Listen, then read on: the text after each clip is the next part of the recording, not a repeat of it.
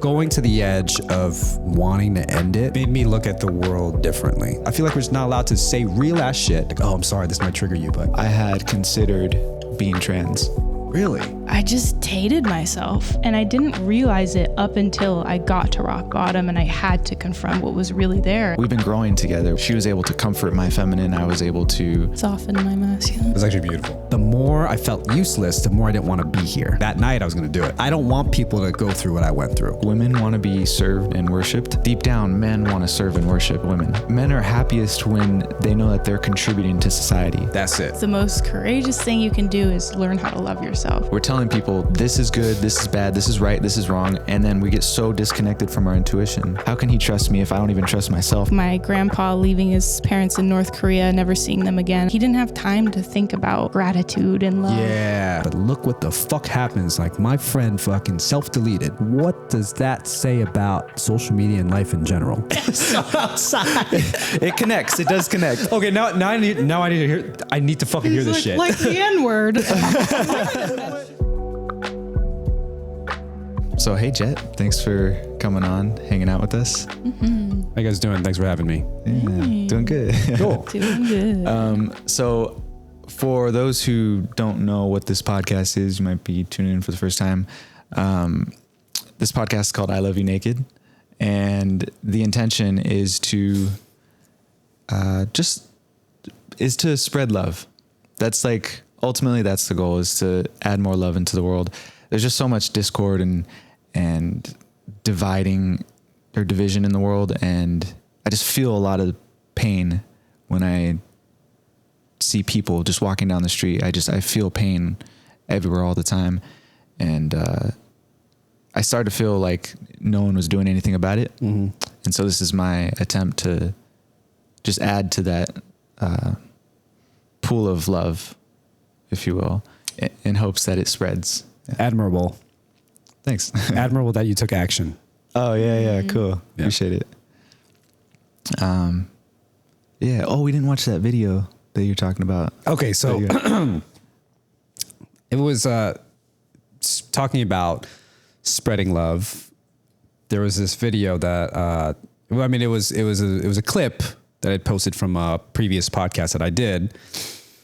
And the tagline for it was, love is conditional. It's not unconditional, but it's more so, I put that up more so as an idea that, because I've seen so many people who've got into relationships and even marriages and they got divorces and all this stuff. And I'm like, I think that people are chasing the fantasy of unconditional love versus actually not really trying to earn it, if that makes sense.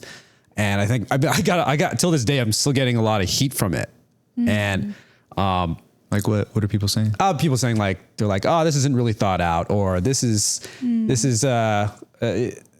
and people are talking about, God's love, God's unconditional love, and I understand that, but Side note, are you religious? I've become spiritual. Okay. So I grew up religious. I grew up Catholic. And from my understanding of, this is going to go deep. You allow me to go there. Let's do it. Cool. Yeah. My take on religion is become very, religion is more like, I think it's good foundation for learning how to be human, learning how to be a good human, learning how to live well. But at some point, there's going to be a time where it's like, okay, you know the rules, and then you eventually go on your own way, if that makes sense. And there are people in this world who are eventually always going to fall back to the foundation because they need it. And I'm not talking specifically about Christianity. I'm talking about, Islam, Buddhism, Hinduism, Christianity. Those are all strong foundations. But at one point, it's like, okay, what else is out there? And I'm one of those people that just questions things, and it gets me in trouble. So when it comes to like religion and Christianity, we're taught that, we're taught to love unconditionally because that's how God loves us. But the thing is, we're shitty fucking human beings, and it's like we can chase that idea. To me, it's like communism. It's like it sounds good, but human nature as it is, we kind of have to put the work in. If we let ourselves go, we're not going to be able to reach that, if that makes sense. It's like an idea that we can chase. It sounds awesome. Like, oh, that sounds great.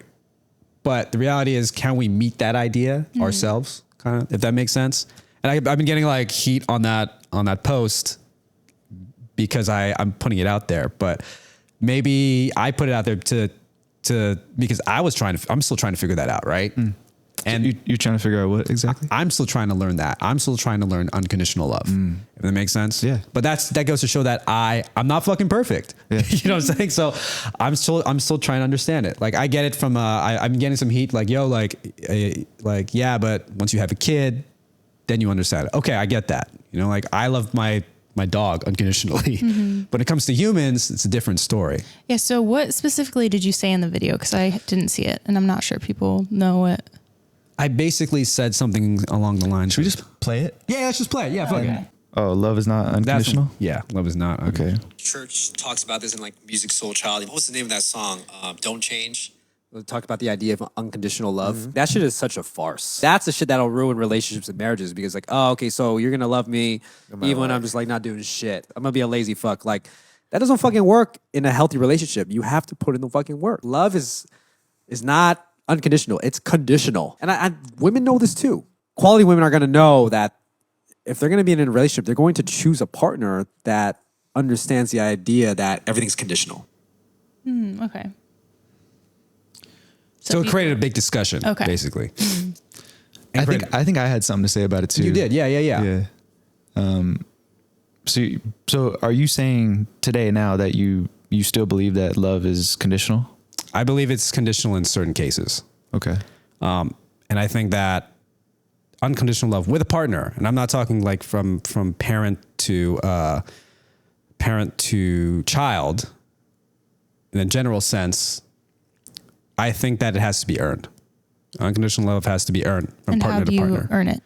I think it's just learning it's really just learning how to love. Because I think what happens when you're in a relationship, and I think we've all been there, what happens is we become our exposed self. Because when you get into a relationship, you make a sacrifice. And it's like, and you know, when you're starting out, it's like you still got walls up, you know what I'm saying? But then like when you start to really show yourself to a person, that's when your walls fall down and your truest self comes out, your laziest self comes out. And then that's where the issues come about. And I think like when it comes to a partnership, you really have to put in the work to make that sacrifice and make the actions and take the actions to do what's good for the relationship with your partner. Does that like kind of make sense? I think so, yeah. I guess I'm just trying to think of a specific example of what doing the work looks like. Like say, you know, are you able to put it in a specific example? I think, and this is just judging from like things about myself and things I've seen from friends and family who've been in divorces. It's like you make this promise and it eventually just breaks, you know? And to me, it's like heartbreaking because you made this promise. I think that's what it is. Because at the end of the day, when you make a promise to marry this person, say, yes, this person, I will be your boyfriend, I will be your girlfriend. I think if you really love this person, if you really love yourself, you're going to hold up that agreement to what you had said.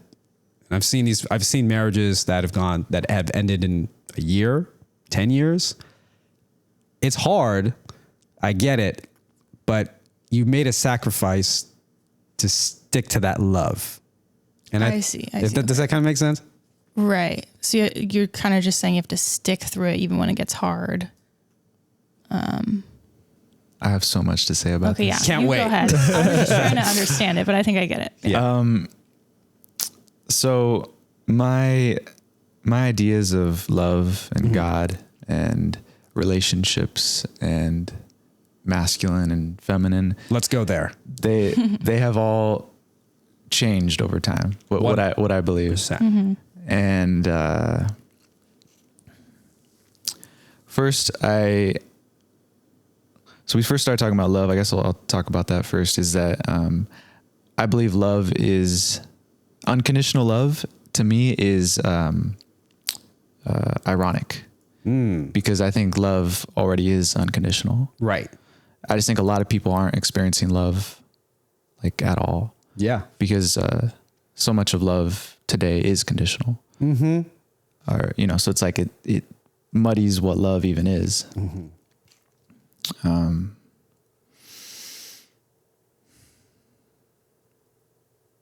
Can I say something while you? Yeah. Real quick, I just want to express I just got in my head a little bit, and I got nervous. I started feeling that in my body. And so me just acknowledging that is a way for me to like love it. Bingo. Yeah. I was going to say something because, you know, we had a pause and I was like, maybe I can say this to help you inspire what you're going to say. Oh, sure. Yeah. Yeah. And just from you saying that how love is ironic, I think that this is why I put out the dualities of conditional and unconditional love, so that I recognize it and people recognize it, that you can see both ends of where it can go, the far extremes, so that you can understand it more, if that makes sense. Yeah.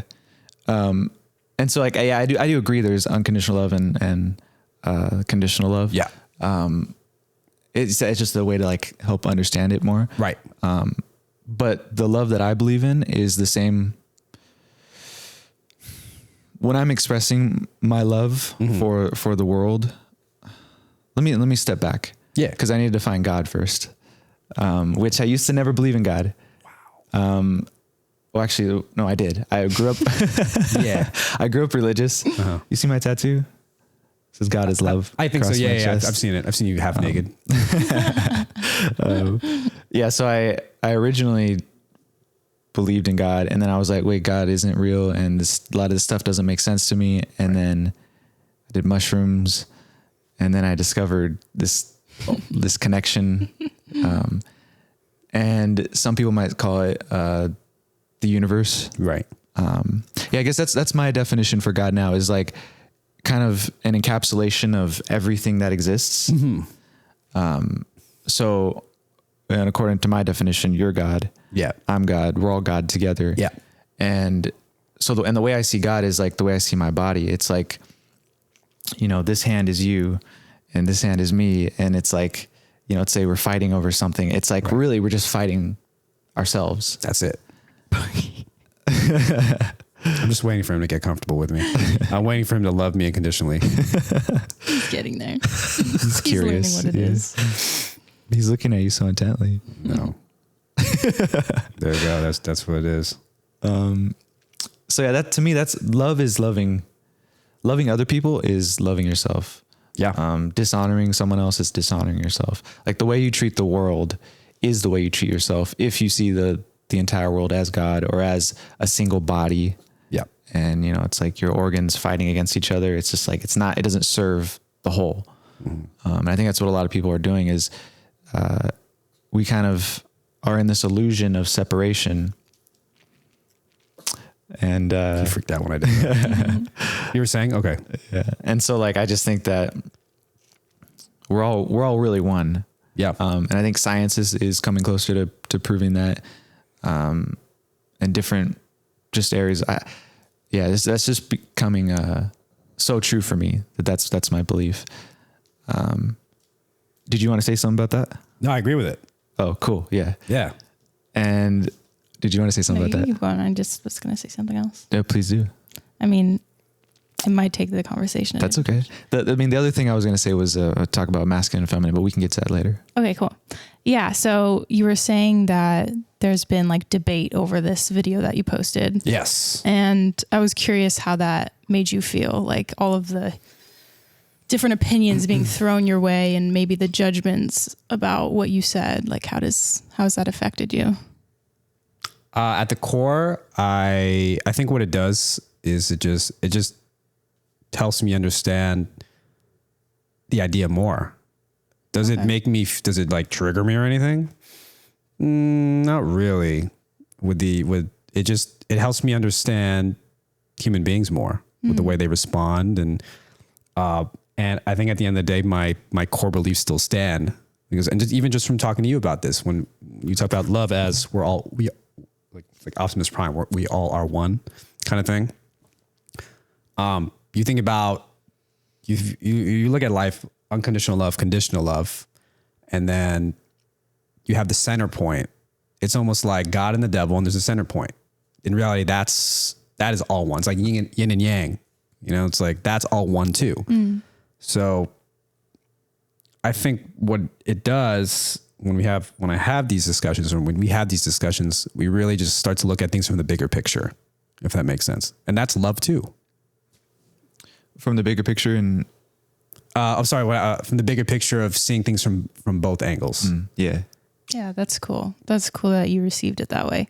Yeah, Yeah. I was curious just because that tends to happen. Somebody puts an opinion online and then people put them into a box of that opinion, and then they judge them, and then, you know, whatever, they have their own opinions. But in reality, like you were saying earlier, like sometimes we change our opinions, or sometimes we just need some feedback, or just like acknowledge me and where I'm at. Maybe you're in a different place. But yeah.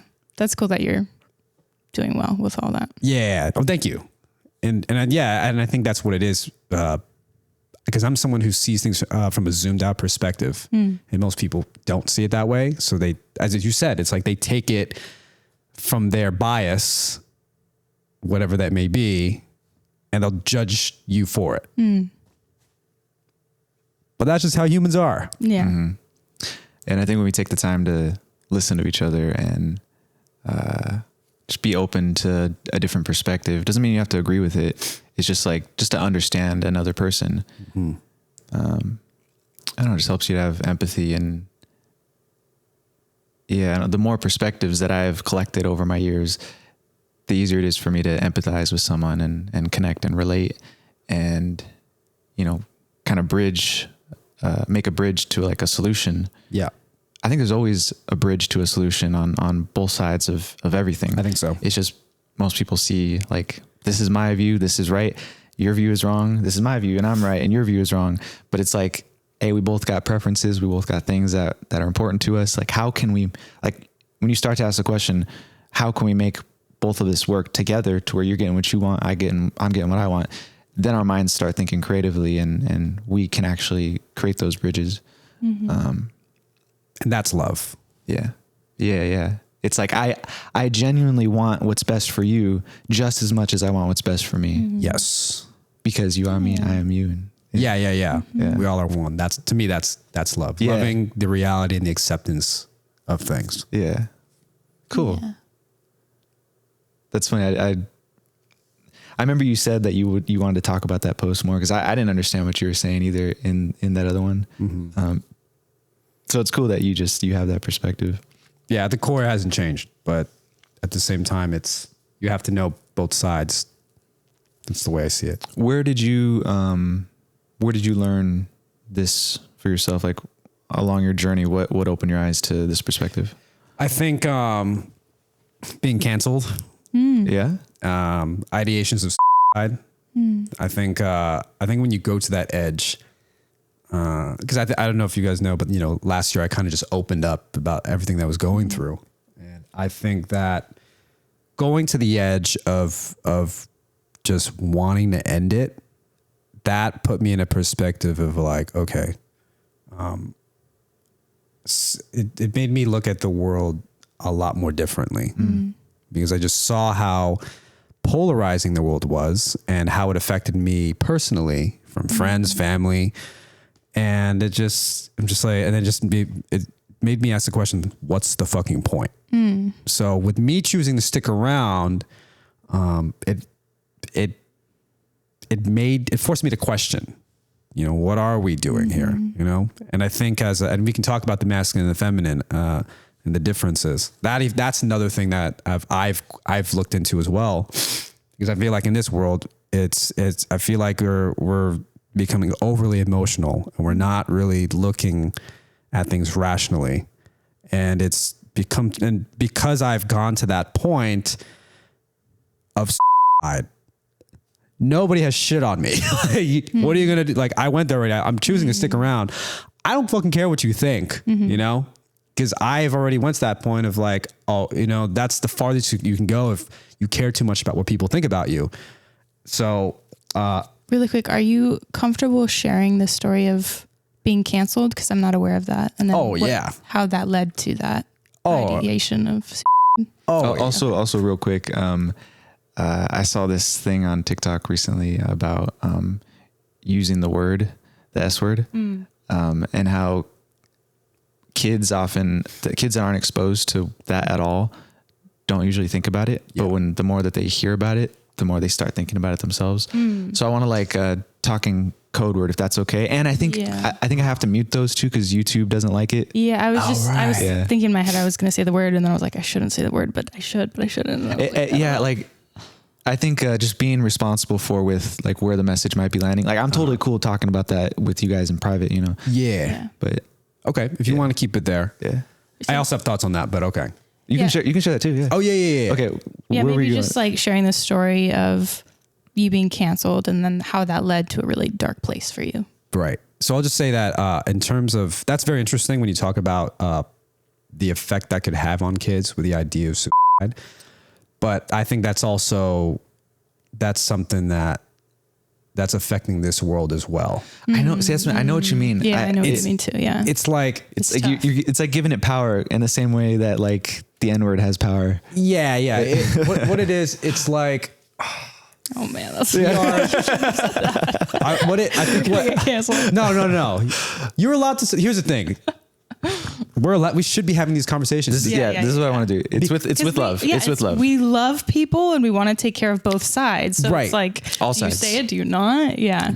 All sides. The thing is, what the difference between the America and the world we were living in 10 years ago, 20 years ago, because we're all close around the same age, right? Something about, we are straight up we're being too soft on fucking people. And I think that's the reason why people are just going crazy. It's like, I feel like we're just not allowed to say real ass shit. And it's like, we are almost, what's the word? It's like we're grooming people to not face reality. And this is the reason why I almost went there, because it's like, this wasn't the world I grew up in. I grew up I grew up around gang shit. I grew up around on the fucking streets. I grew up poor. Are we not allowed to fucking talk about real ass shit anymore? Then in reality, these when you talk about real shit, it's actually the shit that people actually like to watch. If that makes sense. Like this whole, I saw this on the holistic psychologist, one of my favorite. She's one of my favorite people. She posted something about I think I just followed her yesterday. Okay. It's funny. She posted something about trigger warnings and how what trigger warnings is actually detrimental to trigger warning, if we talk about this, that's going to trigger you. But the thing is, what that does, it almost what's the word? It almost stops your growth, because growing up as kids, what this word trigger, I didn't start hearing this until the past 3 years. You know what I'm saying? We just had to deal with shit growing up. So it's we're almost stunting people's growth by putting on these warning labels and all this stuff. Oh, I'm sorry, this might trigger you, but you know what I'm saying? It's but the reality is if you want to fucking grow the fuck up, you're going to have to just deal with this real ass shit. If that makes sense. But so what's really interesting is I totally agree with you and I totally disagree with you. Tell me more. Same thing. This is why we're here. But then I was like, wait. So I have a very controversial idea. Yeah. That I've never heard anyone say before. And I'm trying to think if I should just say it or build up to it. I think you just fucking say it. I mean, okay, I'll say it and then we'll go backwards from there. I think that people would be happier if men and women were segregated. This is so no, hold on. This is so fucking I love it because it's so fucking random, because it was just, but I love how this where I was at, I thought I was going to have to be something within the realm, but it was so outside. It connects. It does connect. Okay. Now I need to hear, I need to fucking hear this shit. Like the N-word. That should be segregated. But that shit was, now I need to hear it. I need to hear it. I need to hear it. Elaborate. I think that the feminine and the masculine are flourish totally differently. Okay. I believe that the masculine grows from overcoming challenge. Yes. The feminine grows from praise. One more time, say it again. Both. No, just can you repeat that because it didn't register in my brain. Masculine grows from challenge. Yes. Feminine grows from praise. I can agree with that. And so like you ever see like on a cute girl's picture that she posts on Instagram, all the girls, oh, beautiful, you're this, you know, and then you go to a dude, they're all like shitting on him or, you know, just cracking jokes. And Right. I just think that men and women just function differently. I believe that's true. And like, you know, we can like as a guy, when we're together, alone together, we can, you know, like crack jokes and say things like, you know, like locker room talk when Trump said that or whatever, you know. Right. It's like, I think a lot of dudes they'll say stuff in front of each other that they won't say in front of women to respect women because they care about women and how they feel. So we keep it between ourselves because we know that we understand each other. It helps us to like, you know, see eye to eye because like, hey, here's a joke. Are you paying attention that it's just a joke? But women are the feminine, very feely, and it doesn't feel kind. And so, you know, they might take offense to it or whatever. I'm drawing I got nervous again. That's fine. Like, I love that. And I feel like that's a good segue. Like, Monica, what do you think about that? Do you agree with it? I do and I don't. I don't know about the whole men and women being segregated. I think that's a really good tagline, though. That's just like, you can put that right in the top, and people are going to be like, and then people are going to read into the conversation. That's a pretty viral tagline. Controversial, for sure. Grabbing the attention of people for sure. Yeah, it's like the more that I view the world from this perspective that he taught me about the masculine wanting challenge and the feminine wanting praise, the more I see it and the more I get it. Mm-hmm. And the more I realize, the feminine and masculine energies are very different. Right. I think the one thing that I'm still trying to understand from his perspective is like what he said about men and women being segregated to flourish, because for me, I still feel like there's masculine energy and feminine energy in everyone. Right. And some people have more masculine, some people have more feminine. It's not necessarily just women and men. It's like there's, in today's day and age, people with, you know, different energies in different genders. So I'm accounting for that as well. That's why I said people in their masculine, people in their feminine. There'll be. I mean, I grew up I grew up more feminine than masculine. Really? Yeah, for sure. Actually, me too. I did. I can go ahead. I think a lot of guys did. There's so many different ways we can take this conversation. Oh yeah, I think that's why we attracted each other, because she leans a little bit more masculine, I lean a little bit more feminine. Not anymore, but yeah. I think as we've been growing together, where I'm growing more into my masculine, she's growing more into her feminine. Awesome. But it's because we're able to meet each other and love each other exactly where we're at. Yeah. She was able to comfort my feminine. I was able to soften my masculine. Yeah. That's awesome. Yeah. It's actually beautiful. Thank you. Yeah.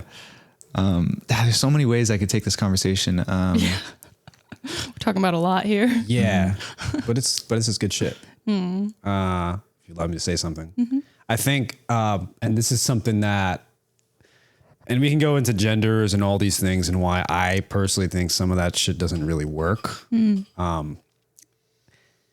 At the end of the day, we have to go back to biology. That's just the reality, you know, like Bliss. I can understand Bliss because we have almost the same biology. You have totally different biology. And I think that biology also creates a different mind state. So, but at the same time, you know, talking about growing up feminine, like my dad wasn't really around when I was growing up. He was here and there. So I grew up with my mom. Right. Same. So it's like my mom, my mom was almost living like a pretty much single mom life. So it's like I didn't have any older brothers. I didn't close older brothers, close older friends. So I had no one to look up to. I had to figure things out for myself. Bro. And the energy that I was growing up with was basically feminine. And and I didn't realize until later that it affected me in like dating and like relationships and all that stuff. And like, I feel like even till this day, it's like I'm attracting I was attracting girls with more more masculine type energy. Same all my life. Yeah. Right. So, and even till this day, I still am. That's so fucking weird. but because of the shit that I went through, going, side, being canceled, it actually pushed me to understand my masculine more. And especially with what's going on in this day and age, how wild things are with you have transgender men competing in women's sports. Some people are supporting that. I don't support it because no matter what, like these transgender men who are they're competing against biological women. Like obviously they're built like men, and it's just like you're out competing females as good as this female is. This dude, this transgender man who's competing against this woman, he still has the biological edge over this person. And I don't think that's fair for the woman. And I think there's a lot of things where it's like, I'm like, you have some of these men who are just deciding like, I'm going to be a woman. I'm going to jump in this competition. Like I've been hearing about this stuff and I'm like, this isn't fair. So I think a lot of these, stuff like that is to me a symptom of a deeper problem. I think so. Go ahead. And that's why I'm doing this podcast. It's all about, love. Right. And I think, the quicker we learn to love each other and exist harmoniously, the more examples of love we're going to give for children. Yeah. And I think when, kids know when they feel love, kids are so intuitive. I remember when I was a kid, quick story about my dad is, him and my mom used to fight all the time and she would yell at him. And then my dad, I remember him saying, "I'm not a mind reader, Susan." And he said that a couple times, but I remember the first time I heard him say that, I was like, well, no, I understand what she's saying. And I know you understand as well as me as like a little kid, but he said that so many times. "I'm not a mind reader, Susan. You have to tell me," that I started believing it. And I closed up that power that I had as a child, like being able to just, I really believe that we can read each other's minds when we're in a harmonious, loving state. I think that's very true. I think I was able to read things more when I was a kid as well. Yeah, that actually makes a lot of sense. But if you allow me to talk about this, so as children, I think that's when we're like, I feel like our spiritual I'm trying to figure out the word for it, but I know as kids, like we have a heightened sense of intuition. Right? Intuition, yeah, like connectedness to source. Yeah, I'm like, we just came from source. Yeah, maybe that's what it is, because we just came directly from the source. And I think as we get older, we get infected by what society is supposed to. What society teaches us, like, oh, you got to go to school, you have to graduate, get a job, get a degree, go to job, and then this is good, this is bad. Instead of trust your heart, you will learn for yourself what is love and what is not. We're telling people this is good, this is bad, this is right, this is wrong. And then we get so disconnected from our intuition. We get disconnected from our inner child. Because I think and I think we all experience this as we get older. And this is something that I can dive deep into this if you allow me to. Of course. But I think about my homies who committed suicide last year too. And it was crazy because I went through my shit and then like 5 or 4 of my friends, I had 4 of my friends who committed suicide after me. Will you say S or just because I'll have to mute it for YouTube. Oh yeah. Or just use a different way to say it. Like, I hate this. I know. Okay. How about self-delete? Because I think that's like, because that's something that people are using. Okay. Yeah. Sure. Yeah. Because I think that's another word, self-delete. Okay. Sorry. So I had 4 friends who self-deleted after me, and I'd look at them.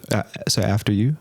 Oh yeah. So basically, I guess I have to digress on this. Yeah, if we don't mind. Sorry, the conversation's been all over the place. I would love to start with your story of being canceled and then what led because I still don't know. We're like talking. I think we're like eight different conversations open right now. I feel like I'm because I'm in the assumption that's like, because I'm just talking and it's like, I think it's, and thank you for being curious, because I feel like I could go on about it and then, but I like how you're like, you want to hear.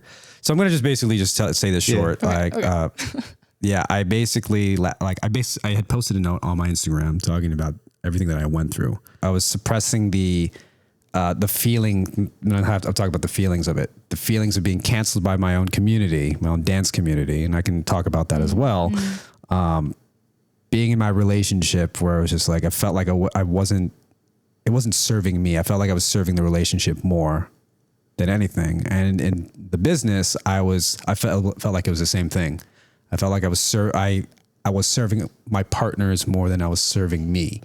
But I think the reality of it was, I felt like I wasn't enough for my relationship. I felt like I wasn't enough for my business and for my partners. And I felt like I wasn't enough for the dance community that I've been a part of that canceled me. So all these feelings of feeling not enough for things led me to feel very useless. So I had left my business, and I had broken up with my girlfriend on the same day.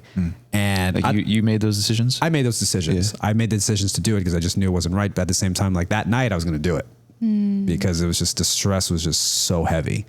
And it is in the... The stress was so heavy that I was going to do it. I was going to self-delete. Yeah. Does that work?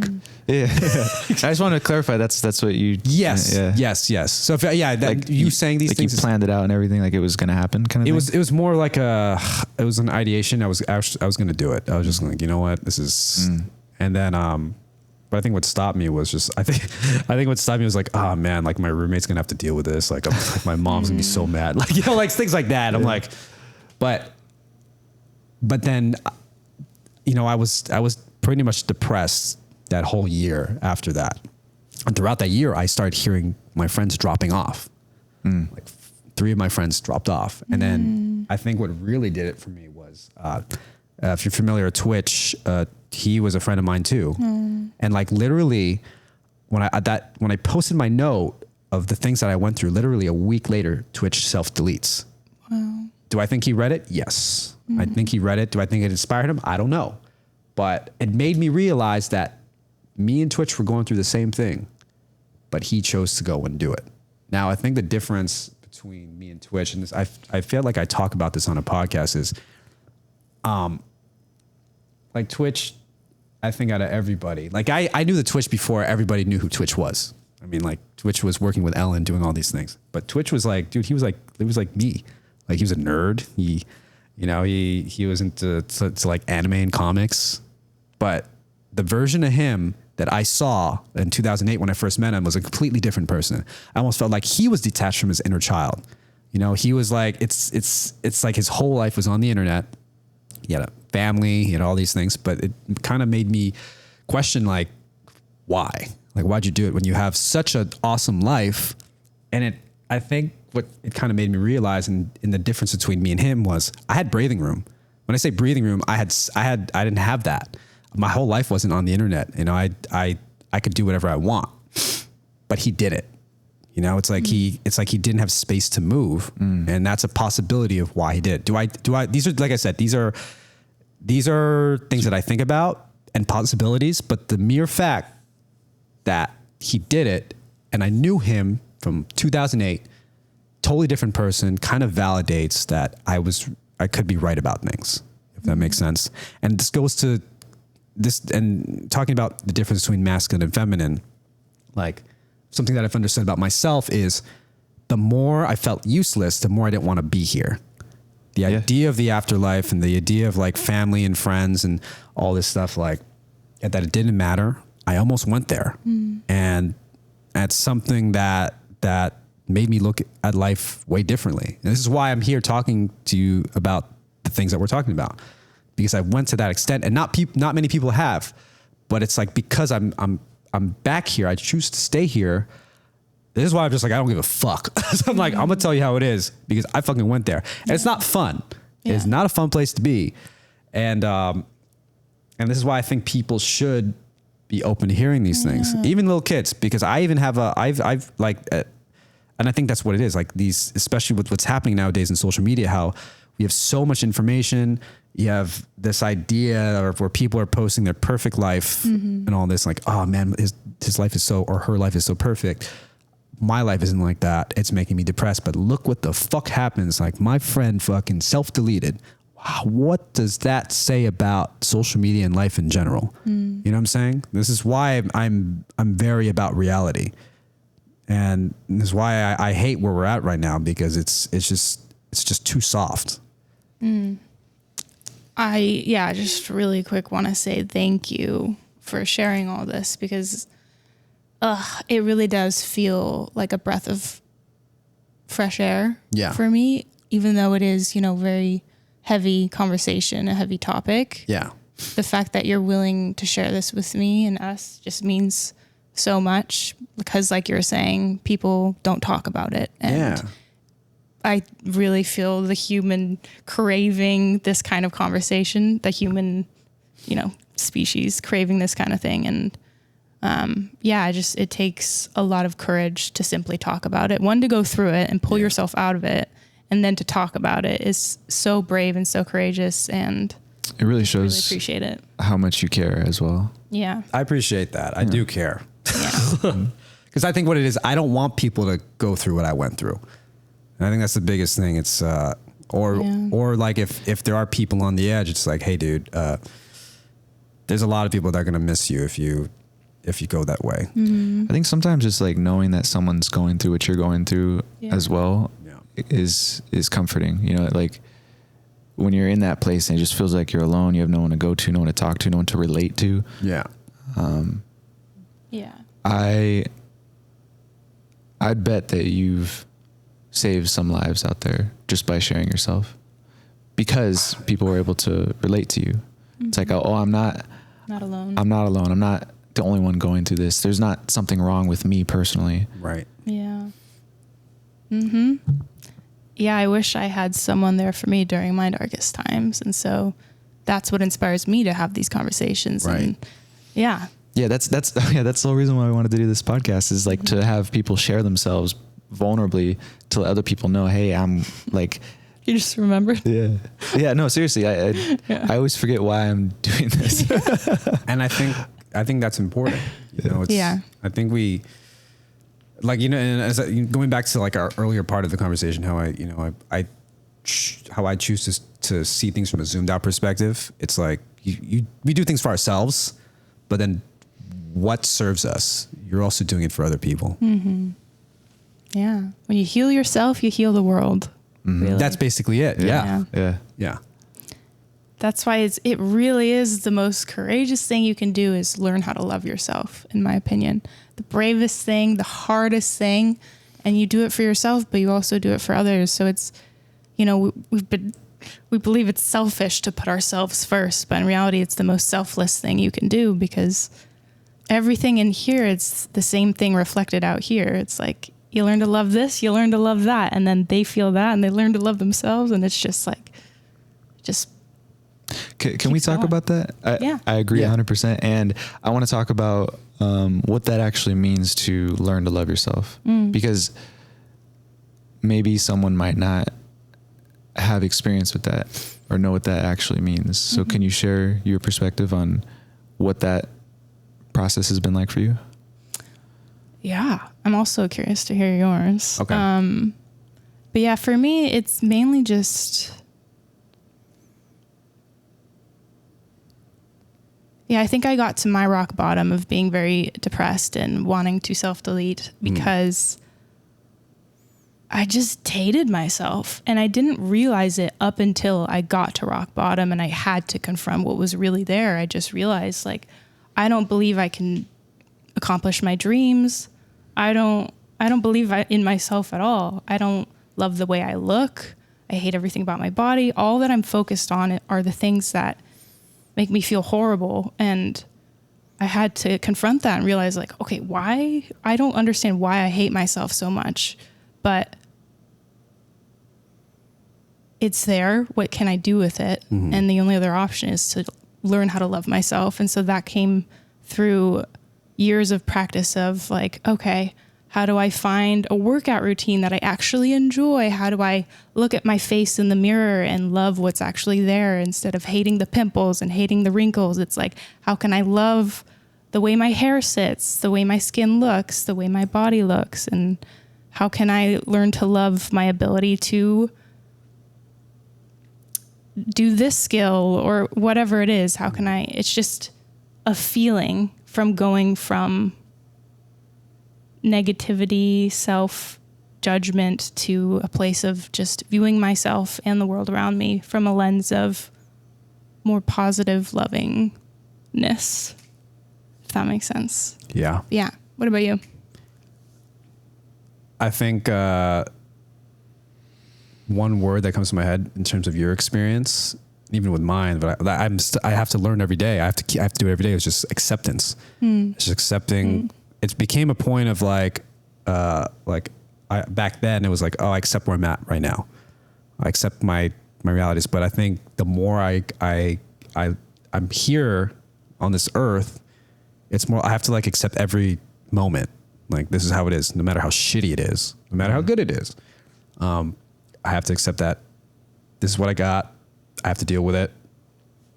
That's it. And I have the choice to either love it or not. But at the end of the day, I just, it's whether I'm loving it or not, I just have to accept it. Yeah. Yeah, it's amazing. For me, I think it's kind of literally letting go of everything that I know, everything that the shoulds and shouldn'ts, and just getting present to myself, my heart, and like what feels right or loving or, you know, whatever you wanted to feel like. I think our bodies guide us to harmony. Yes. When we listen. And so I think for me, practicing self-love is kind of like being quiet for a sec and listening to what's inside. Yeah, I believe that at the core of all of us, we are naturally just the frequency of love. So letting go of the self-hatred, self-judgment, that's all an illusion. That's all a story that we've been taught. And it's really just like, letting go of that, accepting where you're at, and then learning to love and realizing that state of love is just what's naturally there. And you just have to like clear the blockages. And so you can just let it flow through you. Yeah. That's kind of how it feels for me visually. Can I share some with you guys on that? Let's do it. I don't know if I shared this publicly, but almost a year ago, or actually probably a year ago, I had considered like being trans. Really? Like it wasn't for a very long time, but it was like this moment where I was, I don't know, just feeling really down and confused and lost. I just read The Way of the Superior Man. Have you heard of that book? Yeah, I read I have to reread it actually. I've read it like, I think, or listened to it like 12 times. Really? Yeah.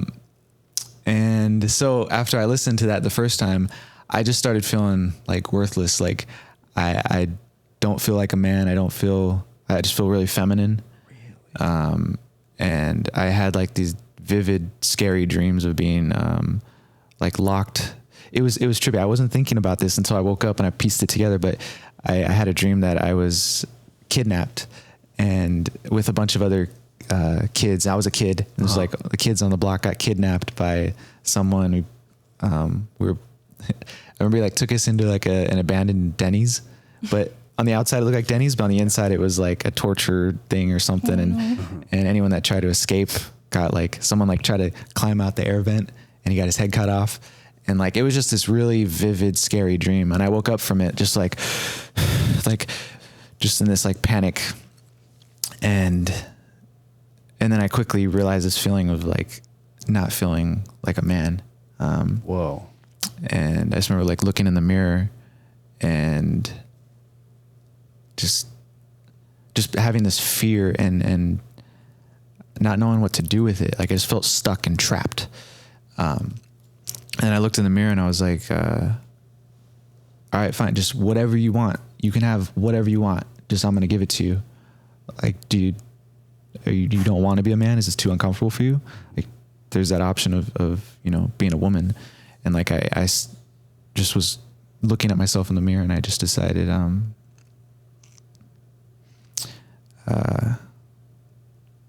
I recognized that I was just really afraid. And that I was making that decision based out of fear because I felt a strong calling to be, a man and to honor my word and take care of my people. But I was just scared to, because I didn't know how. And so, I was like right on the edge of that and like really considering, like imagining a life of what that's like and what's coming out is like and everything. And, but I just recognized it was coming from a place of fear. And so then, I think 2 days later, the idea of this podcast, came. That's fucking amazing. Yeah. And it's been a scary journey still. Like my dad, he wasn't there a whole lot. He was, working overtime and he worked like an hour away. And so like, I basically just saw him when he was sleeping on the couch. And he didn't honor my mom in the way that I've learned to honor Monica. And so like even honoring Monica and like learning and growing in this relationship has been scary for me. It's like, it seems like it would be easy and obvious to just love her, but like, I didn't have that example. I think human beings are like monkey see, monkey do. We learn from watching each other. Right. And so like, because I never had that example of a strong, loving leader, I feel this urge to be a strong, loving leader, but I don't know how to do it. Right. And so now I've been having to like learn and figure it out all on my own, and it's been scary, but also fulfilling. Like when I'm stepping into that and learning and slipping and falling and getting back up, and like I didn't do an episode for 3 months or whatever. Like it's all been a part of the journey of like slipping, getting scared, getting back up, keep going. Mm-hmm. I think if I'm allowed to speak. Yeah. I think this is pretty much the journey of the man, because you made a choice out of fear to go forth with something that scares you. And I feel like when it comes to females, not saying that, and females can do this too, but it's courageous. That is a masculine trait, just doing things that scare the fuck out of you and just going and doing it. That's why I chose to be a fucking rapper. So stupid, I swear. What? Well, like, releasing my music, and because I was just, when I've been to your house, I've come to your house, I thought I was just going to be a producer, but now I was like, you know what? I'm going to be a rapper. I'm going to just be an artist. And that's something that I felt like I was called to do with all the bullshit that I went through. And that's where all my creative energy is going. But everything that you're doing is admirable. And the fact that you keep your word, and you just didn't go by feeling, you actually did it and created a podcast. And I've said this to you, like that's some real ass shit. And I know, and I think you did mention this, that it's very masculine to do that, to honor your word and just go forth with it. And that's something that I felt like, I think this is something that I noticed about my dad. I mean, growing up, he wasn't really there. He wasn't the type of person, he was kind of a people pleaser. Did he honor his word? Yes and no. And I learned from that. I thought, so this is what a man's supposed to do. It's okay to be like this. It's okay to be this kind of person. So I followed that, but I didn't realize till later that that's actually not that respectable, if that makes sense. So I vibe with everything you're saying. Yeah. Oh. Yeah, I'm curious when you said that you're a rapper. You said it's so stupid, I think. Why did you say that? I'm curious because I don't think it's stupid. I appreciate that. I have a question for that as well. After you answer. Yeah. But I think it's just, I think about it, I'm like, this is stupid. I put out 2 tracks. I'm like, the whole time I'm like, I'm doing this, like I'm through the process of it. I'm like, I can't believe I'm doing this shit. This is stupid. But I went and did it anyways. I put it out and the response I got from it was okay. But I think it's because, so I did release 2 tracks and I'm actually in the process of releasing more. But those 2 tracks, they were just beats I already had. And I just put my vocals over it. I'm like, all right, let me test this out, see how people react. I put them out. No one really gave a shit. They're like, oh, great. So actually this next rollout, I'm actually doing a whole marketing effort. I'm actually doing video, merchandise. I'm doing this big push, and it's tough because I can't do it on my own. So I do have a team of people that are helping me out, but it's like I'm moving at the speed of the team at this point, or I have people helping me out. I don't really have a personal team yet. So that's why I'm on kind of a hiatus right now, because I just know that if I don't have this big effort, if I don't push this huge visual marketing effort, because people know me as a dancer, they know me as a visual person. Me putting out audio is just like, oh, okay, sure. But I know people want to see me actually like do it, if that makes sense. But something that I've come to consider is, if I don't take myself seriously, no one's going to take myself seriously. You know, I do really attune your brother to help me out with a lot when I was trying to figure everything out, like with production. You do what, my brother? Sorry, I hold a lot of I hold your brother, if this is the right word, accountable to helping me out. Like I really put him in high regard, because I think Blank is seriously one of the best producers, and he's helped me figure so many things out, and especially with the times I've come over and try to figure Ableton out and music production in general. So I think it's just because I put him in such high regard as an artist / producer. I'm thinking about myself, like, I never thought I'd be doing this. I never thought I'd be rapping. I never thought I'd be like, you know, kind of singing. This is so fucking crazy. Even till this day, I'm like, what the fuck am I doing? Bro, I mean, that's me with this podcast. Like, I'm like, what credentials do I have to make this? You know what I mean? Like, yeah, but the thing is, Bliss, it's, I think the thing with you is just knowing you as a person. I feel like this falls in your, I feel like it falls in your natural capacity, you know? Thank you. Yeah. So I didn't mean to like, you keep going. No. It's, that's pretty much it. I feel like, to me, maybe from the outside world, it doesn't, but to me, it still feels like, why am I doing this? So what you just said is what you said about me. Like, to the outside world, it's like, cool, man, you're following your dreams. Keep doing that. Yeah. In the same way that you see me is the same way I see you. Whole journey on the inside. Yeah. Yeah. And that's what I've been realizing too. It's just like, just gotta keep taking the steps. Sorry, go ahead. I've just been wanting to say something. Go ahead.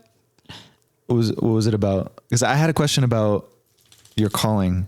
Oh, yeah. That's fine. Is that okay? I mean, I can say it later. It's fine. Okay. You sure? So, no, it's okay. You go ahead and say it. I don't want you to lose that thought. I mean, I was just going to ask if you've read The Artist's Way. It's a book. Yeah, I have. Okay. I have to reread it again. Those 2 books, Superior Man and The Artist's Way, I have to reread again. Okay. I just was wondering, because I will say that book has been changing my life. Good. And just as artists, especially when it's your job, it's so easy to get wrapped up on the external of like, if it's making money, if it's getting views, if it's whatever, benefiting the whole team. And the book basically teaches you how to consistently check in with yourself on the inside. Right. How are you feeling about it today? Like, are you going about it are you being led internally, or is the external kind of dictating how you feel about it, kind of thing? And yeah. So anyway, I just love that book. Yeah, that's a great book. I have to reread. So my question was about the, I guess it's probably an internal calling. Your calling. You said you felt called to rap. Yeah. Can you describe to me what that calling, like, what was it like for you? It was just like, did you like hear something call you, or did it just feel like a pull? Like, the pull, I think, came from, you know, if you guys didn't know, but if not, I'll tell you that I was a professional dancer for since 2011. I was a street dancer, even way longer than that. I've basically been dancing for 20 years plus, something like that. It's been a very long thing I've been doing. And right now I'm in a phase where I don't really want to do it anymore professionally. I'll do it for fun. But the things that I saw as a professional dancer, you know, I basically hit the ceiling of where you could go with that. I realized I woke up to the dream, and the dream wasn't really what it was kept up to be. Like, oh, okay, dancing for artists, traveling the world and all that stuff.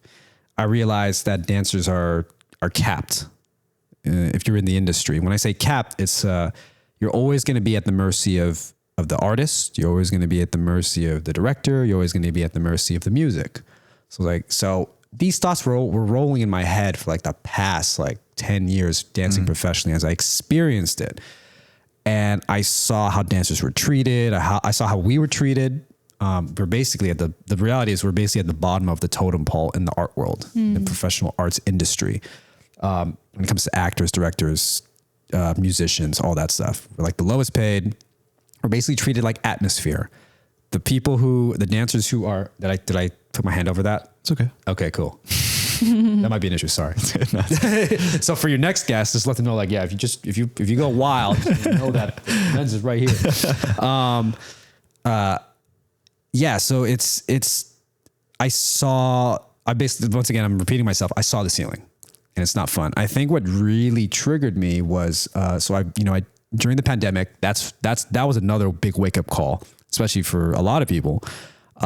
I knew the entertainment world was the last thing that was going to come back. So I basically transferred my energy and dived into the stock market. And that changed everything for me. I basically saw the world for what it was. And which was everything's run by money, straight up. Like I can even dive if I'm allowed to dive in what I think about this pandemic was and all this. This was all driven by money. This whole thing was like, and the whole world is driven by money. That's all it is. But people are more bent on wanting to realize their dreams and all these things. But once you wake up to the reality of things, it's all about who's paying you, who's getting paid, when am I getting paid? And the stock market was that during the pandemic, like reading into where we were going politically, vaccines. It was all money driven. And I think because I saw things this way, when I talked to my community and opened up to them about my artist community who are not familiar with how the world works, people looked at me differently. And that's what also led to me being canceled. So this is also with me, like when I talk about, seeing things from a zoomed out perspective, this is, it's me understanding from what had happened was I was able to see things from a conservative perspective and also a liberal perspective and also a moderate perspective. And it's crazy to me how in this world nowadays, it's like, even if you see things from the center, you're considered far right, so and the people that I was exposed to in the stock market, people that I traded with, people that I learned from, they're primarily conservative people, and the thing is, and this is when we talk about loving people for who they are, like a lot of these conservatives were really cool people. They were really open to teaching me the ways of the market and just like, this is what you do if you want to create a business, if you want to have a long-standing investment, you want to have freedom of your time versus freedom of money. If that makes sense. Freedom of time or freedom of money, which is freedom of, not freedom of money. I think it's more so being slave to money. So freedom of time versus slave to money, like working for the rest of your life. And this is something that I was more in the mindset when I was a dancer. When I got exposed to my friends in the markets, in the stock market, I basically just learned economics, if that makes sense. That freedom of time is more important than working for your dreams, if that makes sense. But now it's ironic because now I'm just like working for my dreams, trying to be an artist. So crazy. But I was exposed to these different perspectives, and it basically, it's almost like I opened Pandora's box, and it's just, and this is how the world really is. And I think that's what it is. I basically had to learn how to love again because of that. If that kind of makes sense. I know it sounds poetic, but it's. Can you expand on that? It's because of thinking about this. When I say that, learning how to love again, it's almost like I saw how crazy the world can get, and I had to basically learn how to love myself again through the perspectives of people. And I'll just say this, okay, straight up. I mean, I don't know if this is going to affect things, but I didn't get vaccinated. I That's one thing that had a big effect on my life. I got COVID. I was like, you know what? I don't think I'm going to get it. And I never got sick since. I don't know if that says anything. And I know there's so many different beliefs on this, on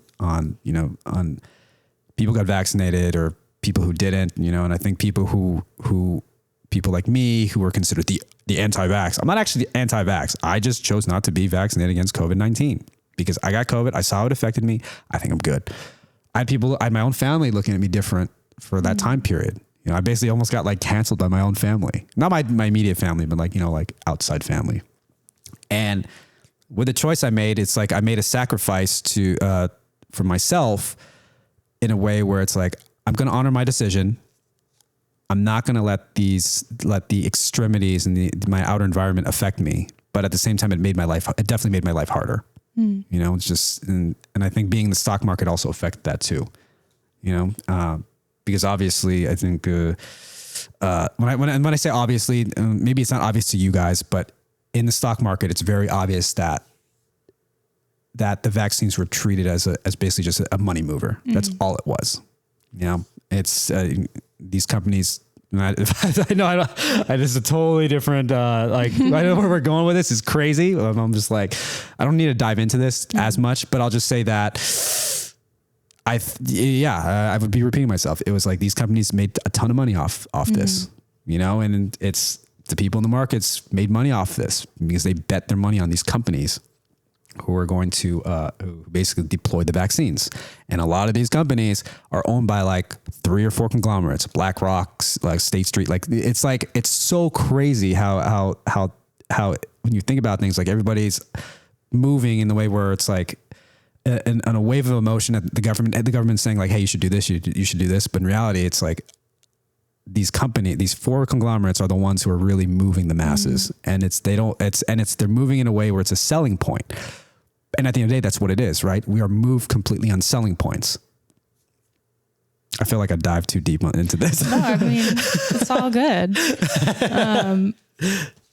I think you forgot my question. Oh yeah. Oh my God. Which is okay. I thought you were going to connect it to money. Basically, I went on a tangent. Yeah, it's okay. No, but thanks for reminding me. I needed that. Yeah. The question was about your calling. Oh yeah. Holy shit, dude. That's so crazy. Thanks for reminding me. Yeah. I hope you don't delete this. I hope it still sits in here. Yeah. Okay, cool. You were talking about how you entered the stock market. Right. And were you going to say that somehow was connected to your calling? Yeah, it definitely did. I think it's all cause and effect. Like me having an open perspective about like economics, and then me being canceled, and that was more of like a more social effect, if that makes sense. So there's the economics, the social effect of me being canceled, me feeling useless, and me seeing how me being in an industry where we're basically treated at the bottom, or we're treated like the bottom. Sorry, that's a better word. That in effect made me want to talk about things. And I think like music, for me, music is like the most healing vehicle and the most attractive vehicle to get people to listen to you. Mm-hmm. Now, I think what really triggered me, I think this, obviously I'm Asian and you're half Korean, right? Mm-hmm. Okay. During that period, also me being canceled, and all of a sudden like Asian hate fucking happens. like it's just like, it just, that whole process and that whole time frame made it also weird, interesting. I wouldn't say weird, made it interesting because, and this is where I'm going to lead to. I was angry. I was angry during that time frame. I was angry, that people were attacking Asians, but I was also angry that Asians were just like, stop it. Don't do it to us. Like I'm saying, like when me growing up, like the only time when people stopped bullying me is when I fought back. Right.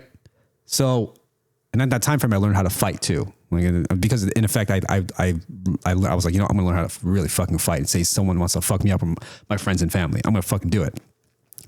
And I think that really spurred a lot of things. Like I just got angry. And I think what had happened, what really triggered me, are we good? Cool. What really triggered me, so 88 Rising had a sets at Coachella. I was at Coachella both weekends. I was doing business out there, but I was also like, okay, you know what? I'm going to go support my friends who are dancing out there. The first weekend, are you guys familiar with 88 Rising? It's like a music group or something? Yeah, so basically friends. 88 Rising is basically the primo, it's like where they put all the Asian artists on the entire planet. They're like they're the platform, the primo platform for Asian artists in the world. That's funny. I didn't know. I didn't recognize them as being Asians. I thought they're just like a group of friends. So and they incorporate everything, dancers, artists, all that. So I had a lot of friends who were dancing on 88 Rising set. They had a set both weekends, and all my friends were performing. And they had like all the big Asian artists, Jackson Wang. I don't know if you're familiar with them. Jackson Wang. Okay, it doesn't really matter. I'll just say that this is where all the Asians are going. And I was there at Coachella. I watched the sets. The first weekend was amazing. They put so much time and effort into this.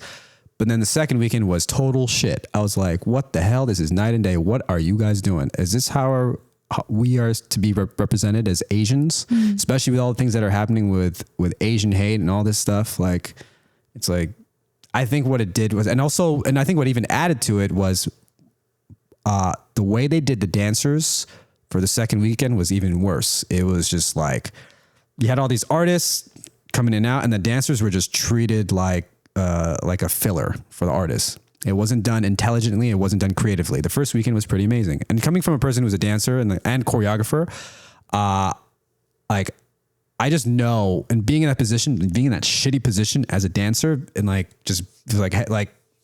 I can dive into this even more, but when I talk about being treated just like atmosphere, that's basically like what I saw. I saw my dancer friends being treated like atmosphere, and I think what really triggered me was there was someone in the audience, some girl, and like standing maybe like feet away from me when the dancers came out. She was like, "Ooh, dance break," and I was just like, "Motherfucker." You know, so that kind of like these things just kind of just put me in a perspective like, you know what? I'm going to do music. I'm going to be an artist because I know how it is to be treated as a dancer. I've seen the effects, and I'm going to be a motherfucker that's going to change things. Those are my thoughts in my head. What do you want to change? I think that's it. It's just me explaining with all the things that I went through and all the bullshit that I experienced and just my perspective. It's like, you know what? Maybe that's it. Maybe it's not changing things, but maybe it's more of a matter of I'm going to put my perspective into my music, and I'm going to change the way people see the world through the way I see the world, if that makes sense, in the most attractive vehicle possible, which is music. I hope that that kind of streamlines everything. What is the message that you want to share? I think that's it. It's just sharing my perspective, like throughout the music that I will be putting out. That's what I'm saying. Like, what is your perspective that you want to share? I can't really put it in one one phrase, but everything that we talk about is pretty much that. It's just and it's just me figuring out how to deliver it and package it, because essentially that's what it was. You were on tour with Red Foo, you know. Really, what he was doing was just packaging words and phrases into a way that made things fun for people to listen to, and that's basically what I'm doing. So when I think of what his message was basically drinking party girls, you know? Yeah, I'm very well aware of that. I can't really put it into words right now. Okay. Actually, or maybe I just don't want to. I want to just, it'd be more of a matter of, I'd rather just let people hear the music. And if it's attractive enough to a point where it gets people to play it more than once, that's how I know it's working. If that makes sense. It's a challenge. I think that's what it is. You making this a challenge, that's my challenge now. It's like trying to figure out how to deliver this package, if that makes sense. And I don't want to put bullshit out. I don't want to put music that's like, it's just like, I'm going to put it out, whatever. No, I'm really trying to make this fucking pop. And I'm in the process. I feel like I'm on the verge of figuring that out with my songwriting and my production. So from the dark place you were in until now, would you say that you've been on a journey of self-love, learning how to love yourself? Bingo. Okay. So currently, do you love yourself? Yeah. Yeah. It's funny because I had to think about it. I'm like, do I love myself? Yeah. Where are you at in that journey, would you say? I think what it is, the better question is, I'm constantly learning to love myself. And I think the reason why I say constantly learning is because with the things that I deal with every day, we'll deal with people and interactions, there's times I question. But that's the most honest way I could say it. Because I know everybody says like, oh, I do love myself. I'm like, wait a minute. No, I'm constantly learning to love myself. Yeah, that makes sense. Yeah. I appreciate that perspective because it is. Some days for me, I do a lot love myself. And some days I'm like, whoa, what's going on? Yeah. So yeah, it kind of fluctuates. I think it's an active practice for the rest of your life. Yeah. I mean, and and I think so too, because it goes to show that even being in a relationship, it's like sometimes you just, and I don't know, but sometimes you can't get it from your partner. You have to kind of find it for yourself. Oh yeah. No, I think it's always from yourself. Sometimes, I mean, I could say in our relationship, I mean, I know it's always me, but sometimes her holding her loving space of like whatever it is I'm going through allows me to see myself and see that I'm not loving myself and then adjust course. So like she can't tell me what to do or make me love myself or anything, but when she's just being love herself, it's totally a helpful reflection for sure. I'm so appreciative of Monica. I think that's important. It's almost like you almost have to choose a partner that knows how to constantly exude it and practice it so that it's reflective. It'll be a positive reflection on you. Yeah, I think relationships tend to work when both partners put self-love first. Instead of relying on the other person to give them that feeling. It starts from within and then you can kind of support each other when it gets wobbly. Yeah. I think humans are so conditioned to believe that love is something to attain. Yeah. But really it's something that you give. Yeah. Yes. Like no one can take away you giving love to people. Yeah. Do you know what I'm saying? And like when you're giving love, it feels so loving. It feels like receiving. For me, when I'm giving Monica love or a stranger love, it lights me up in the same way if someone were to love me.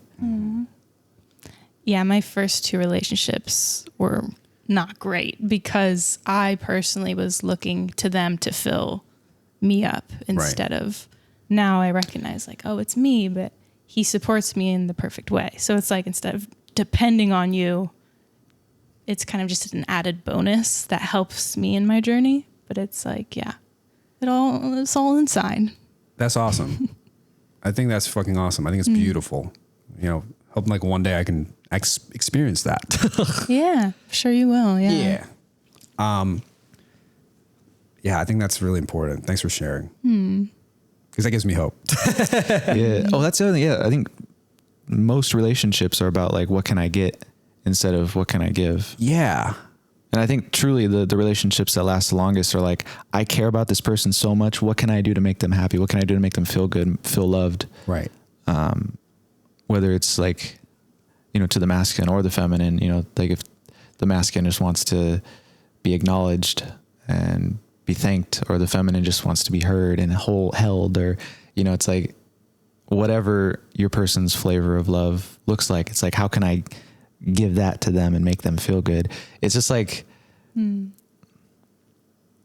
it's almost like watering a plant, you know, it's like you taking care of it. You keep giving it your love, and then it flourishes, and she ends up wanting to do it back to me, and I don't want to do it back to her. And then, you know, it's just like, yeah, but it's never about, I mean, the times that our relationship has gotten shaky is when it's like, what am I getting from this? Bingo. Yeah.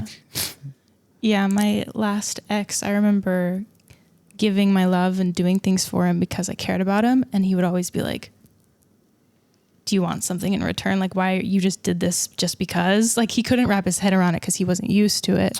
And that's that's how he viewed the world, is like, he only gave when he got something in return. So whenever I gave him just whatever, because I loved him, he would be like sussed out about it. And I'd be like, why don't you accept my love? I just want you to feel loved.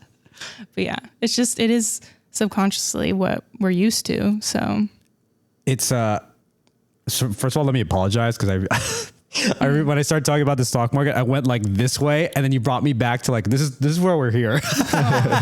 Like I went so far, like whoa, hold on. But I hope that explained, how I got to where I'm at. If that makes sense. Okay, cool. Yeah, it's all good. But I had to apologize because I'm thinking about this. Like, wait, this is why we're here. We're talking. Okay, so going to follow up on what you're saying, it's like it really is like a give and take, right? I noticed that, the relationships that do well are the relationships that give, that spend more time giving versus taking. Yeah, it's transactional versus reciprocal. If that makes sense. Yeah. Transactional versus reciprocal. What can you describe? What is reciprocal? I think reciprocal is just an equal amount of giving. That's the best way I can describe reciprocation in a relationship. I think to go a step further is what I've been practicing in my life is to not transactional or reciprocal, just giving. Yeah. Like not even expecting anything in return, or like not even needing to get anything in return. Yeah. Yeah, I think a lot of LA is I don't know, just not giving a lot of love. And so I'll be walking down the street and just give my love, even if it's just like a smile or a hello, but not expecting anything in return. Yeah. Though I am human, and it can get, it does get exhausting sometimes, like giving, and then everyone's like, head down and Yeah. I don't know where I was going with that last part, but the first thing you said was, LA, and I was like, but that's exactly how I would describe the city right now. It's everything's very transactional. It's like, oh, you did this to me, I did this to you. And I get it. It's, because for me, it's like, I think because I personally give a lot, I have to kind of control the faucet of how much I give to protect myself. If that makes sense? yeah. Like fill yourself up first before you continue. I think it's just more so just like because I give, my action of giving is, I feel like I think it hurts me when I give, and it's maybe this is something that I'm learning. I should be learning. I should not care. I shouldn't care about having the same kind of receiving energy that I give off to people, if that makes sense. I think that's with you, what you're talking about. Maybe that's something that I have to understand. But I think because of where I went, in my where I've gone to that end that I have gone of self-delete, I learned that I kind of have to protect myself. I have to protect my energy, if that's the word. So, I'm in a phase right now where I have to kind of control how much I give out. I can't be divvying up my time to just anybody anymore. It's like, it's like I try to, my energy has to go to people that I think are worth it, that are worth my time. As selfish as it sounds, it's because I've been in a position, especially the way I grew up, trying to please my mom who didn't really I think that's what it is. I didn't really come from a full on loving household. So I was forced to learn how to love myself. Yeah. So, and I think I grew up with people pleasing tendencies, till this day. So it's like there's a confusion between people pleasing and giving love. You know what I'm saying? It's that I think I still carry. Oh yeah. So I get that. I have to, and that's what I'm trying to get at. Yeah. I have to control this faucet of how much I give, and I have to just be a lot more careful about who I give my energy and time to. And I've learned that my time and energy is expensive. Can I offer a perspective? Yeah. I think you already know this. But have you considered that you can limit your time and still offer love? Tell me more. I think when we love each other or other people, I think we can still love them from a distance. Yes. Like behind their backs. It's like the things that you're thinking and feeling about the person when they're not present is still you giving your love to them. Right. you know, I'm sure I have people in my life like that where I have to limit my time with them. Yeah. But I still love them. I still want the best for them. I'm here for them if they need me. But, you know, I'll still limit my time a little bit. Yeah. Yeah, I do relate to what you're saying though about the being confused with the people pleasing versus actually giving thing. Yeah. Because I remember there was a time where I thought I was giving, but I was actually just people pleasing and actually subconsciously wanting something in return, which was like to be loved in return. Yes. And I didn't realize it. So I had to completely like remove myself, like you're saying, like turn the faucet off so that I could like figure out what was going on. And then once I realized what giving actually was for me, then I was able to turn the faucet back on. So I guess, I don't know, I just relate to what you're saying. I'm not sure if it's the same thing, but yeah, my perspective on what giving is entirely different than what I thought it was. And it just took time to like kind of, you know, understand it because it's something we're not taught. Like you said, like your parents didn't teach you. It's something we have to figure out for ourselves. And we all just take our own steps to figuring that out in our own timeline. Mm-hmm. Our next generation of kids, they're going to be freaking dope. Because like we're doing the work of healing generational trauma. That's it. And the next generation is going to be tight. Yeah. It's really, really loving.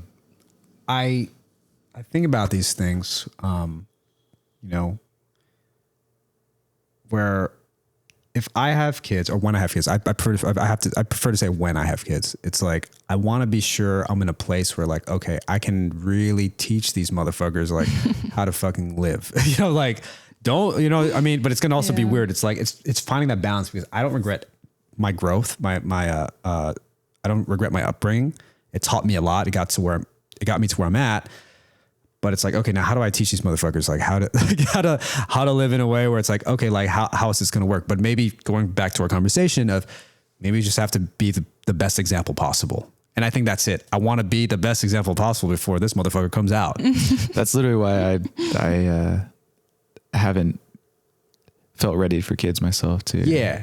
I realize that too. Like I'd be trying to teach people like my brother, I'd be trying to teach him things that I know or have learned or read in books, but like I'm not walking that walk. I'm just talking it. Yes. And I'm like, I think I had this realization after a mushroom trip. I'm like, why would he? Of course, he's not going to listen to me because I'm not an example of what I'm saying. Like, how can he trust me if I don't even trust myself to make that walk? Yeah. Not to bring it back to religion or anything, but that's why religion was always so confusing for me growing up because there's a lot of people that aren't an example of the teachings. That's exactly it. And so like now I understand, I get the teachings now. They are like very loving and like I understand the foundation.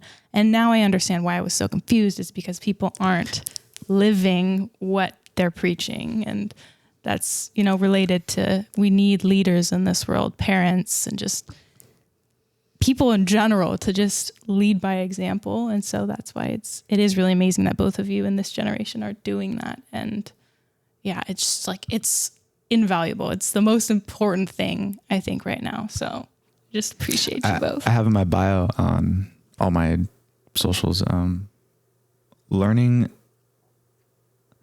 what it means and practicing to lead with love.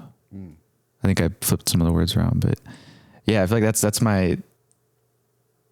my purpose right now. Yeah. Is to like discover what that even means. Yes. And then practice it. Cause you're not an example if you're not practicing. And yeah. Mm-hmm. Everything you're saying is why I think I've decided to go the spiritual route. Mm-hmm. It's true. Like almost everybody I knew, no, I don't want to say not everybody. Yeah. But it's like the religious leaders I was growing up with. Can you move your mic a little or like aim it? You twist it like this. Yeah. There we go. Thanks for noticing that. Because the sound would have been like weird here. The religious leaders that I was growing up with were, they weren't people I really respected. But if I can dive into this, for a little bit, I hope I don't segue from this. I'll try to keep us in the same tone. Growing up religious, I also are you guys familiar with those dudes who who would pray over people and then people would like fall and stuff. Like, Yeah. So I I think so. I grew up in I kind of grew up in a charismatic group that was like that. And although I'm not full on religious, I still think that shit is fucking real. As like woo woo as that is, like I was one of those people that that got prayed over and like my body started violently shaking and all this stuff. Like I used to actually still speak in tongues. I would say I used to, but I still can if need be. But as much as I think that that stuff is woo woo, I'm a firsthand experience of knowing that shit is real. And I think that what that also, it also helped me become who I am, because in that phase, there's this, I think I've learned what the idea of discernment is. Are you guys familiar with discernment? So at first, when I learned about it, I was kind of scared because basically what the gift of discernment is basically it's like you can, basically what they say is like, oh, you can see like spirits and all this stuff. Okay. And I was scared to go there. But then I think my discernment grew, but it was more of a way of, it grew in a way where it's more of, I can kind of feel people. I kind of just, my level of intuition, my level of awareness for people just got stronger. And I think that's something that I took away from my religious experience, and it never really went away. But I don't see spirits and all that stuff. I didn't want to go there. I was like, nah, I don't want to go there. I'm cool. I don't want to see no demons, and like I don't care to see my angel. I don't know. You know what I'm saying? Like, oh, you're around? Cool. I'm cool with that. But I think that helped with my level of like just reading people out and like really protecting my energy. Cool. Yeah. Yeah. Yeah. You guys want to talk about religion? Should we go there? I don't know. This is like a everything podcast. Yeah. Yeah. What best serves the conversation? Yeah. My spiritual whatever journey, just kind of realizing that everything is the same and it all makes sense and it's all connected. And so yeah, I turned away from the God that was taught to me at church, and then I believed in nothing, but I was like, but there's still a right answer. And then I tried to fill that right answer in with something else, and I never found it. And that's when I did mushrooms, and I was like, oh, all the answers are right and all the answers are wrong. It's like, That's it. and it's like life really is just the things that you practice on the regular. Yeah. I believe that human beings, we were once middle of the pack animals for such a long time, and then we discovered fire and tools, and then we suddenly shot up to the top like really quick. Yeah. And so we're still built with this this fear-based middle of the pack mentality of like, we got to make sure that, looking over our shoulders, is everything okay? Am I doing something wrong? Am I going to die? Whereas if you see like a lion, they're like moving majestically, slowly, because they've evolved into that position of being top of the food chain. Oh, I said middle of the pack. I meant middle of the food chain. Okay. Yeah. I can understand that. So the lion is at the top of the food chain. He's majestic and graceful because he's had time to evolve into that position. We just suddenly shot to the top, and we're still scared. We still have this fear in us. Yes. And so I think humans have realized that, like for the past, since religion has been around. And I think, I believe that religion was initially created to, like, as a practice of moving away from that default of fear. It's like practicing, like praying. You're praying to God, praying to love, worshiping the world around you instead of being so afraid of it. And I think that message has kind of gotten lost over time. Like religion is one long game of telephone, where it's just like you're told what to do, but you're not quite understanding the message. Yeah. And so that's what religion for me is now is like, I love going on walks and just like thanking and appreciating everything around me. Yes. That's my religion, is just like, thank you. Thank you. Thank you. I appreciate you. You're beautiful. To practice something other than the default of being afraid. Right. It's religion is what you're constantly doing. Yeah. So there's a difference between religion and organized religion. Yeah. I feel like I need to use that verbiage better.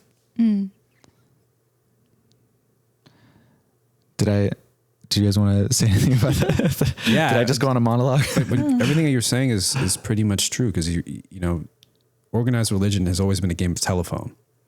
You know, I mean, like especially, I mean, like, do I think the Bible is and it's crazy. There's people who are like tearing pages out of the Bible and like eating it. I'm like, I'm paying attention to the news, and some people are just like, especially people on the far left, are just going crazy, like doing stuff like that. The Bible to me is a strong foundation for a lot of things. But if you talk about the King James Bible version, that I don't know if I think it holds the foundation, but that's retranslated in a way far from what it originally was, you know? So it's wild. I'll just say this. It's pretty wild, that people are, I guess what's wild to me is the interpretations that people have of the Bible. Like, and I think there's so many like sub religions that were created from it, where people were taking it super literally. And then of course people are taking it allegorically, like symbolically. And I think that's the way you should take it. But I also think it's wild how the original stories of the Old Testament, have so much relation to regular normal life. Are you guys familiar with the stories of the Bible? Okay. I grew up religious. Okay. Did you go Christian, Catholic? Christian. I think non-denominational, I think. Okay. Yeah. But so the thing about the Bible is, even if you read excerpts, if you just Google like, oh, what's the story of Adam and Eve? What's the story of Cain and Abel? What's the story of Abraham? The story of David and Goliath. It's like, these are ancient fucking stories, but they still are very relational to everyday life in a way where it's like, oh, motherfucker, we haven't changed. You know, like that's the way I see it. But they're also just very like, when I say like allegorical, they're very symbolic stories that you can relate to. Yeah. You know? So it's like, and so that's why it's still crazy to me how people are just so, when I talk about people on the far left who are just like burning the Bible or like eating pages out of it, it's like you're going so far away from the foundation of human life. I don't even know what that is. Talking about which? The eating the. I don't understand what that symbolizes. Are they doing it out of like they want, like they love the Bible, or they are rejecting the Bible? Oh no, reject. I'm like rejecting. Okay, yeah. Like rejecting the Bible and like Okay. people protesting. It's so crazy. I don't know. I see. Just things I pay attention to. You know, just and as I've said, it's because I'm in conservative circles, so that's like the conservatives are like making fun of people on the left, and then you know obviously there's people on the left who dislike people on the right, and I'm just like, this is crazy. Yeah, the way that I look at it, What? I guess just religion. Yeah. It's not about which religion is the right religion. It's just at the foundation of everything right now, there's simply division, separation, disharmony, and then there's harmony and love and unity. And you could be Christian and be in that disharmony, or you could be Christian and in harmony. So it's really not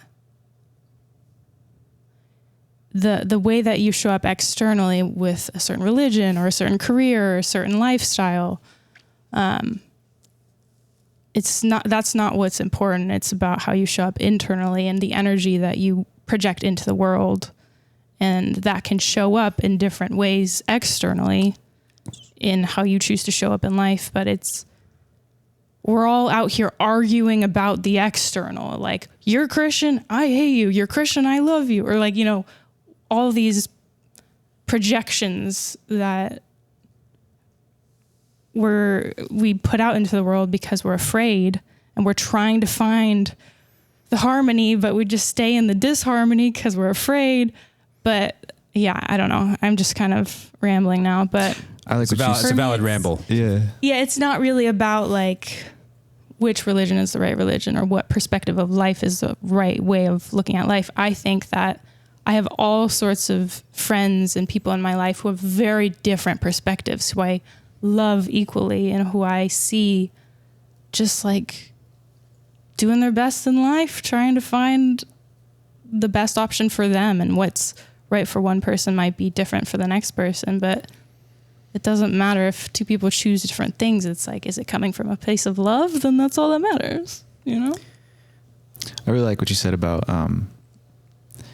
it's the side of inharmony or harmony. Was like, it in harmony, not or- disharmony? or unity or discord or whatever. Yeah. Yeah, that's a really nice way to put it.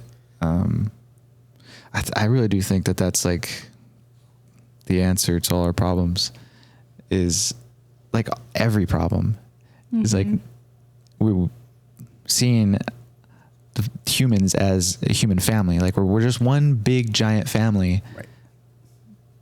But I think we've kind of forgotten that we're just so separate, and then the internet just made things even more separate. Yeah. Yes. Oh, this was.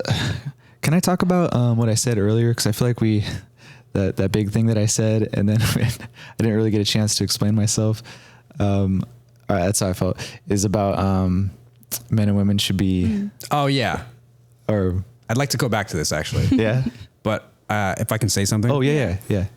I think what you're saying is like awesome. And it's almost, to me, the question that I'm asking is, do you think that people who want to be right about everything are people that love? That's the question that I'm trying to understand, because in religion, you have people, organized religion, you have a lot of people that are more about being right. And even today in these social circles, and that's something that I notice, do you think that these people who want to be right about everything are people that know how to love? So the way I look at it is, generally when somebody's trying to be right or better, it's coming from a place of fear. And my choice, I guess what I was trying to say is, my choice is to still love that person and be an example of that love. Because I do think they do know how to love. They're just afraid and looking for the right answer, but they're still learning how to find that answer within themselves from that place of love. So me loving that person, even when they don't know how to love, I think may help them to learn themselves how to do it for themselves. Interesting. I can talk on this because I was that person for a majority of my life. I really believed in a right and a wrong. Yeah. And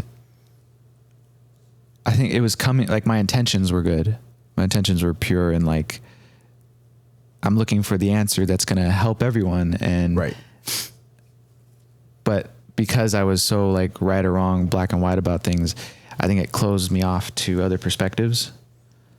So I was doing my best to love. I never had an example of it. Yeah. So I didn't know what it looked like. I didn't know what it felt like, but I wanted the best for everyone. Are you farting? No, I'm just relaxing my legs. Oh yeah. This couch kind of sucks. Like, No, it's not bad. It's just like, I'm the type of person where it's like, if my legs get stiff in one position, it's like, just move around. nah, dude, I'm telling you, I only have this problem on this couch. Like I'll be doing the same thing. It's Really? yeah. Well, you know what it is also? I feel like when I meditate, it's like when your ass is on a elevated position, that's because I'm not flexible. I think that's what it is. Yeah. I have to like be up higher than That's higher than your knees, right? Your hips higher than your knees, and Yeah. then that's why I'm sitting on a pillow right now to try to, because I saw that on a TikTok or something. Too small of a pillow. Do you want a pillow? I'm okay. I have a meditation. We have a pillow. meditation. Oh, you do? Yeah, I'm okay. Thank you though. Thanks for offering. that's right. I think it's this couch. Oh yeah, I noticed you do have. Yeah. I feel like it's like this. I mean, And it's so deep, like it doesn't give your knees a chance to bend over. You know, it's like yeah. your legs. I don't know. Anyway, what was I saying? Right and wrong. You had Yeah. intentions. I was that person. I was trying, like I was doing my best with what I knew. And actually I believe that every single human being is doing the best that they can with the resources and knowledge that they have. It's just some people only know like gangs, you know? Yeah. I think that's true. But I think the effect is they don't realize that it could hurt themselves or it could hurt others in the process. Yeah, absolutely. Because there's people who in their mind they're like, I'm right, but Right. it's all about like, okay, is this going to affect me better in the long run, or because I'm just trying to make short-term gains, or not? Because I've seen the extent of what people can do. Yeah. Yeah. I like to believe that no one intentionally wants to hurt other people. People are just afraid, and hurting people is a result of them being afraid and not knowing what to do with it. And Not taking that moment to pause and listen to your heart. yeah. Oh, he likes you. Yeah, who's Does he like me now? He wants to play. Yeah, he wants to play. Bless you. If you like pretend, if you act like you're gonna get him, he loves that. Yeah, that's his favorite. This is gonna be, he's gonna be the mascot of this podcast. Boogie. You wanna play? Only took him a couple hours to get comfortable. Yeah. Okay. Yeah. You want to talk about the male female thing? I definitely want to. Yeah, I definitely have things to say about the masculine. Yeah, say something or ask a question or yeah. Well, talking about this subject, are you familiar with like what's going on with like the whole red pill ideology? I've known about red pill since like it's been around for a while. Been around for a long but what's going on right now? Is there something new or? I think that what's happening is there's like so many different things now. There's like blue pill, black pill. There's purple pill. purple pill. Yeah. There's all these things, and I'm like, it's like sub ideology of red pill. And you do. I read The Rational Male. Have you read that book? I did. I'm not a fan. Okay. I didn't feel a lot of love in that one. Yeah. As someone who chases the truth, it's more of to me, it's almost like the Bible. It's like, okay, you take what you get from it. That's the way I see it. Sure. Yeah. What I took from it, because especially coming from the state of mind that I was in, I thought it was very helpful. But in terms of like extreme red pill, that's what I don't agree with. Like that's something that's just like, it's almost like extremists, like extreme religion. That's the way I see it. And what is extreme red pill? I think the extreme red pill are the people where, from my understanding, it's where like you have people you have men who are looking for a relationship as like a partner, and then you have people that are looking for a relationship as a servant, if that makes sense. And I'm not too about that, but there are people who are like that. Like I think I listened to, this is where our conversation from the last that we were talking about destiny. I listened to his podcast with Tom Bilyeu, and he talked about his appearance on the Fresh and Fit podcast. Are you familiar with Fresh and Fit? Mm-hmm. So I listened to Tom Bilyeu and I listened to Fresh and Fit. It's very interesting because I think Destiny, he's a smart dude. Do I agree with his stances? Yeah, but I also feel like he just knows how to. I don't know if he really has strong stances on certain things. I can't tell. I agree with the stuff he says, but I don't know if he's saying these things because he wants the audience to agree with him. He wants the audience to like him, if that makes sense. I'm trying to figure that out. So I don't know if I really fully like fuck with Destiny, if that makes sense. But I agree with the stances he makes. And going back to that, did you listen to that episode when he was on the Fresh and Fit podcast? I think I saw parts of it or clips or. Okay. Yeah. I listened to the whole thing, and I think are you guys familiar with Sneeko? Mm-hmm. Okay, so Sneeko is like he's very. I think he personally, for me, he's like extreme red pill. Like he said something within the podcast where Destiny was like, "Oh, I look for like a relationship, like a partner, like we're gonna an equal stance." And then Sneeko was like, "Oh, I'm looking for a servant." And I was like, "Okay, I don't know if I want that." Did he describe what he meant by that? I don't know, but I just know that, and this is my assumption. My assumption, it could be wrong, because I think he's also Muslim, and I think that in that religion, it's like their partner or their wife is more of a servant, if that makes sense. Well, what's really interesting is the reason why I asked, like, did he describe what that meant, is because coming from a mind of like wanting to understand people, yeah, everyone in general, even if they have like a rash, a radical belief. Yeah. When you say servant, I think of in my relationship, like I like to consider myself a servant of Monica. Right. You know, so it's like it depends on the context, and I won't just like say I don't agree with that until I understand what he means by that. I like the way you're thinking because I didn't, but then just from listening to that, where I judged it based on how Destiny was like, I want like a partner, equal relationship versus I want a servant. That's how I'm basing it off of. But I like the way you're thinking because that in effect is something I'd like too, like servant to servant. But based on that polarization, I see. It's different. Yeah. I feel like in the context that you're talking of. And you know, maybe there's a woman who wants that just as much, and he'll find that woman, and it's like, you know, we don't have to agree with other people and their style of life, but also like, hey, if that works for them, like, right, yeah, right. You know, I think at the end of the day, it's like when you have opposing conversations, conversations with opposing beliefs, it just helps you understand yourself better. Yeah, for sure. Understands what your core are like. Oh, I don't like that, so I actually like this. Yeah, totally. Yeah, that's actually a really good point. Yeah. I am, and you know, going back to me reading The Rational Male, like I seriously think that was one of the most important books I've ever read because it helped me understand. Because that's the complete opposite of what I grew up in. Is it rational male as in like female male or male? Okay. Yeah, the rational male, like in a manila envelope. By Rollo Tomasi. Yeah, but that's not his real name. That's a surname that I think that he got from L.A. Confidential. That movie it was a good movie. But yeah, because you know I grew up in a household of, as I've said, you know, in a very extremely feminine household, and even my dad had feminine traits, so therefore I grew up extremely feminine. That book helped me realize, oh, this is what you have to do to be a man. And I've kind of adopted those strategies and they fucking work. But there's also the extreme part of it. And there's like that I don't abide by. I'll just say that. But it's good shit. I'll definitely say it's good shit.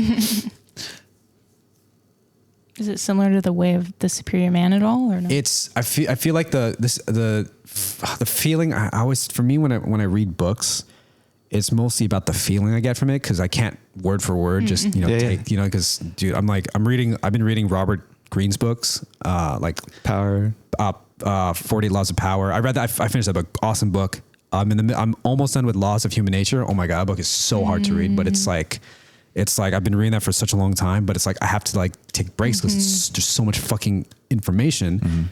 The feeling I got from Superior Man, it was very poetic, but it didn't hit me hard like The Rational Male, where The Rational Male was just like, this is how it is, you're fucked. I'm like, gotcha. That's why I didn't like it.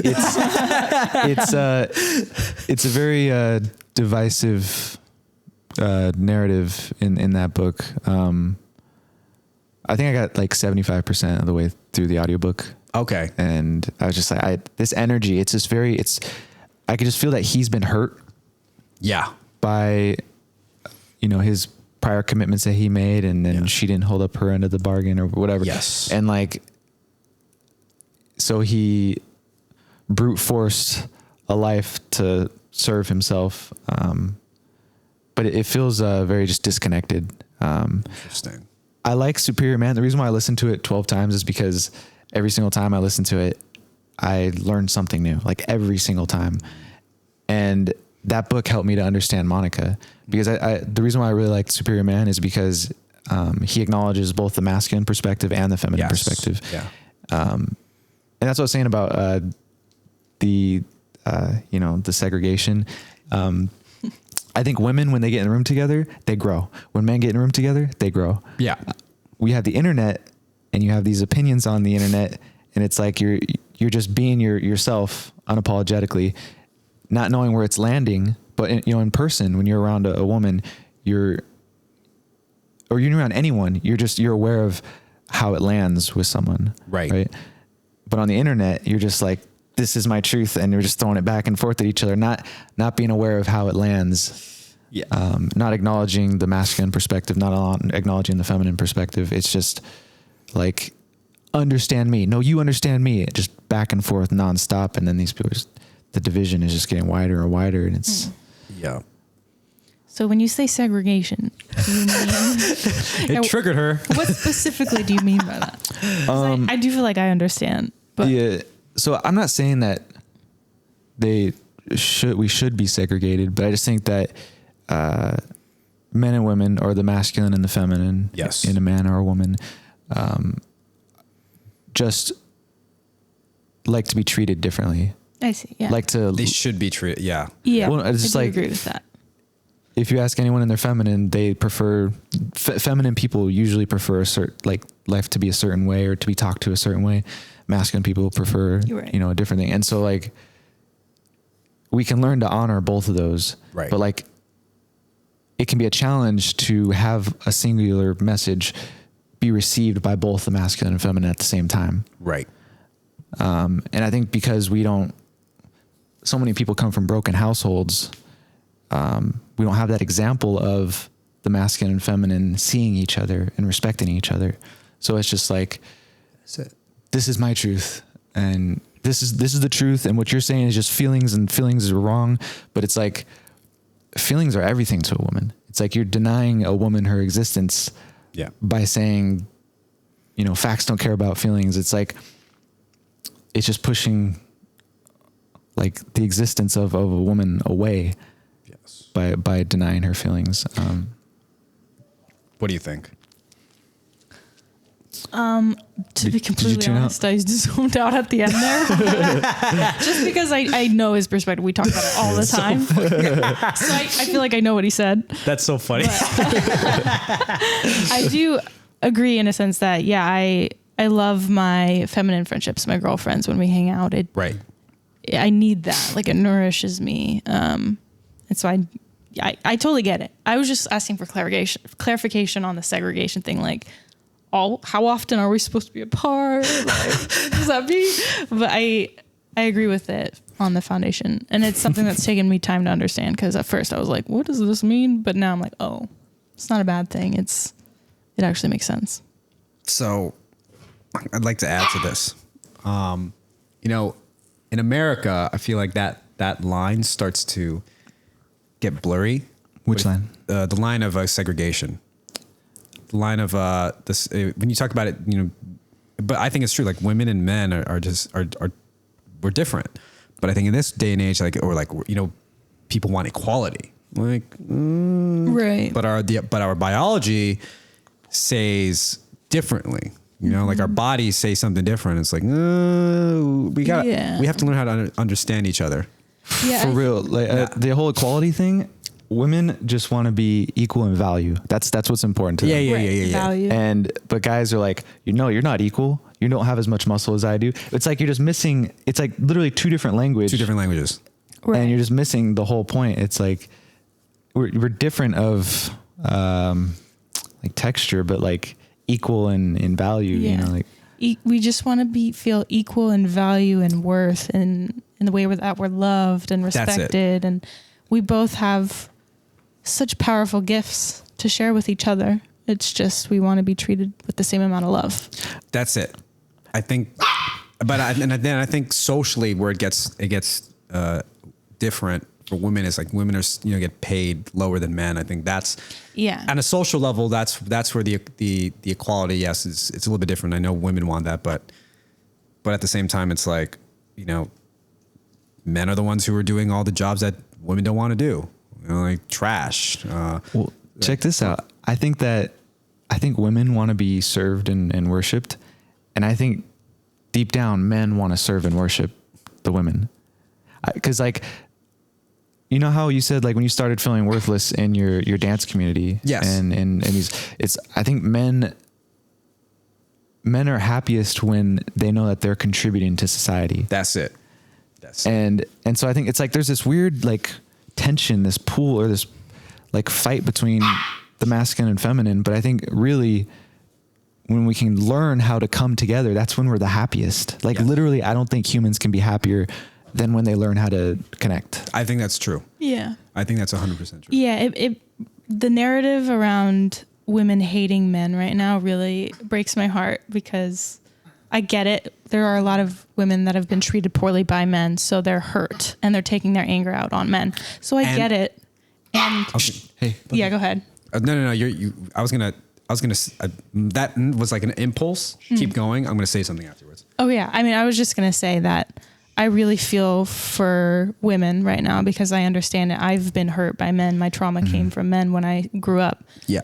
So I understand their anger, and a big reason why I want to do the podcast and I want to spread my love into the world is because like I've gotten to the other side now where I really love men and I see the divine masculine, the healthy, loving masculine. And I see how powerful and how important it is and how we need each other. And Right. We're not going to get to that place in our society until we start to love our men in the way they deserve to be loved. and our men start to love our women. Right. It goes Yeah. both ways. And I think It's just hard to do when you're so angry and hurt. But It happens when the first person decides to just give up that pain and just start loving, even though it's hard to do. it's hard. It's a challenge, but it's a courage. practice. It's yeah. courage. Yeah. Can I ask you something? The men that you dealt with, where you felt like you were hurt, did they come from loving families?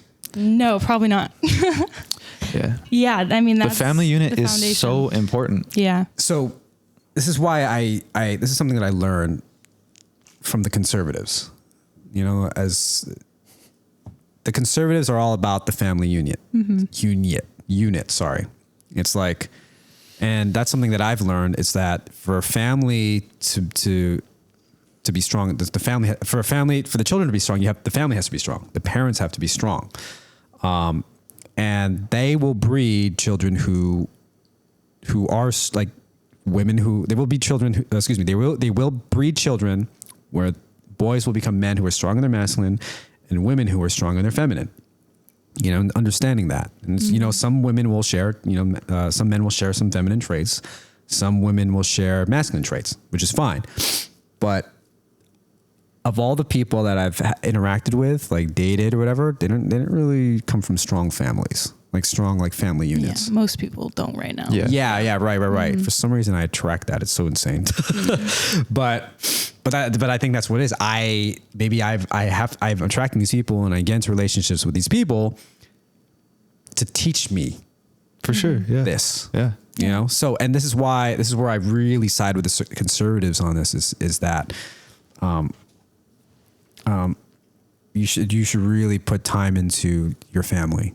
Like you really should. It's all about really strengthening your family, and because if you don't, that's going to create a generation of kids who don't, and it's just going to perpetuate the issue. You know, I know there's a lot of this is when I talk about the conservatives. Like I learned this from Candace Owens. Like Candace Owens, I know she's like one of the most hated people, like in from the left.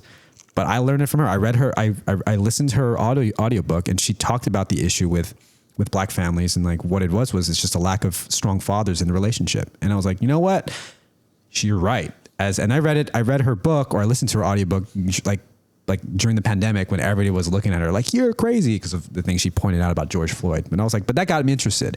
That was my way of being open and loving to this perspective. Who is she? Let me listen to her. Oh, she's right about this. Okay, let me dive in and listen to her book or read her book. I was like, damn, this motherfucker is right. You know, and then this goes into effect of what we were talking about. Like, you really could learn a lot from the people that other people hate. But maybe that's why people don't like me or didn't like me, because I was someone who was open to loving, being open to different perspectives. Yeah. Check this out. Can you give me 3 to 5 words on how you describe conservative or Republican or whatever? I think the first words I didn't really understand, because I grew up liberal. I grew up in a Democratic family, but my mom also, she swayed back and forth, and I learned things from my mom. But I think a conservative is someone that conserves values. That's it. That's what I'm seeing a conservative today. And maintains values. That's it. Any other words to describe conservative? I can't think of anything negative at the moment. Not negative or positive, but just like someone who's a Republican, like what do they represent? I personally think it's just majority, not for everybody. Majority is right now. It's just the first thing I can think of is maintaining the family unit.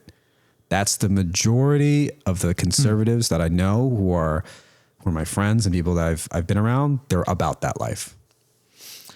That's interesting. Okay, because I was gonna do something, but now it kind of doesn't work. I felt that. So the way I always see conservative is like the masculine. Ah, interesting. And liberals like the feminine. Interesting. Okay. I didn't say like that, You but know, okay. it's like it's more about the feelings and then the facts and but in the same sense that both a mother and a father are just as important for a strong family. Yeah.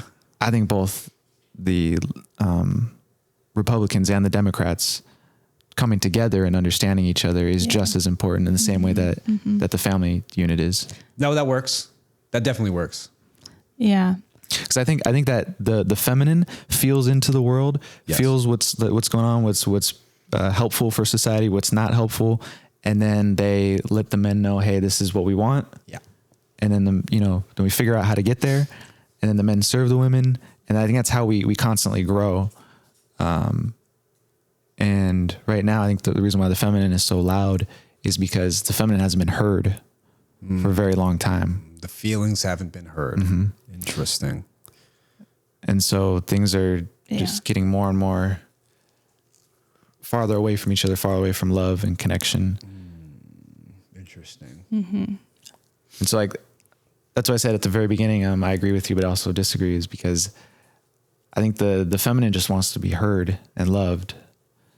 And I could just sense that the feminine hasn't been loved and heard.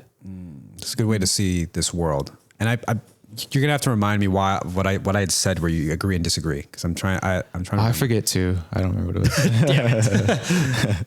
We can watch it back later. I'll watch it back later. Yeah, that's very interesting that you're saying that. And now it's like I'm trying to figure, like in my head, because I'm also someone who's solution based. It's like how do you let the left be heard?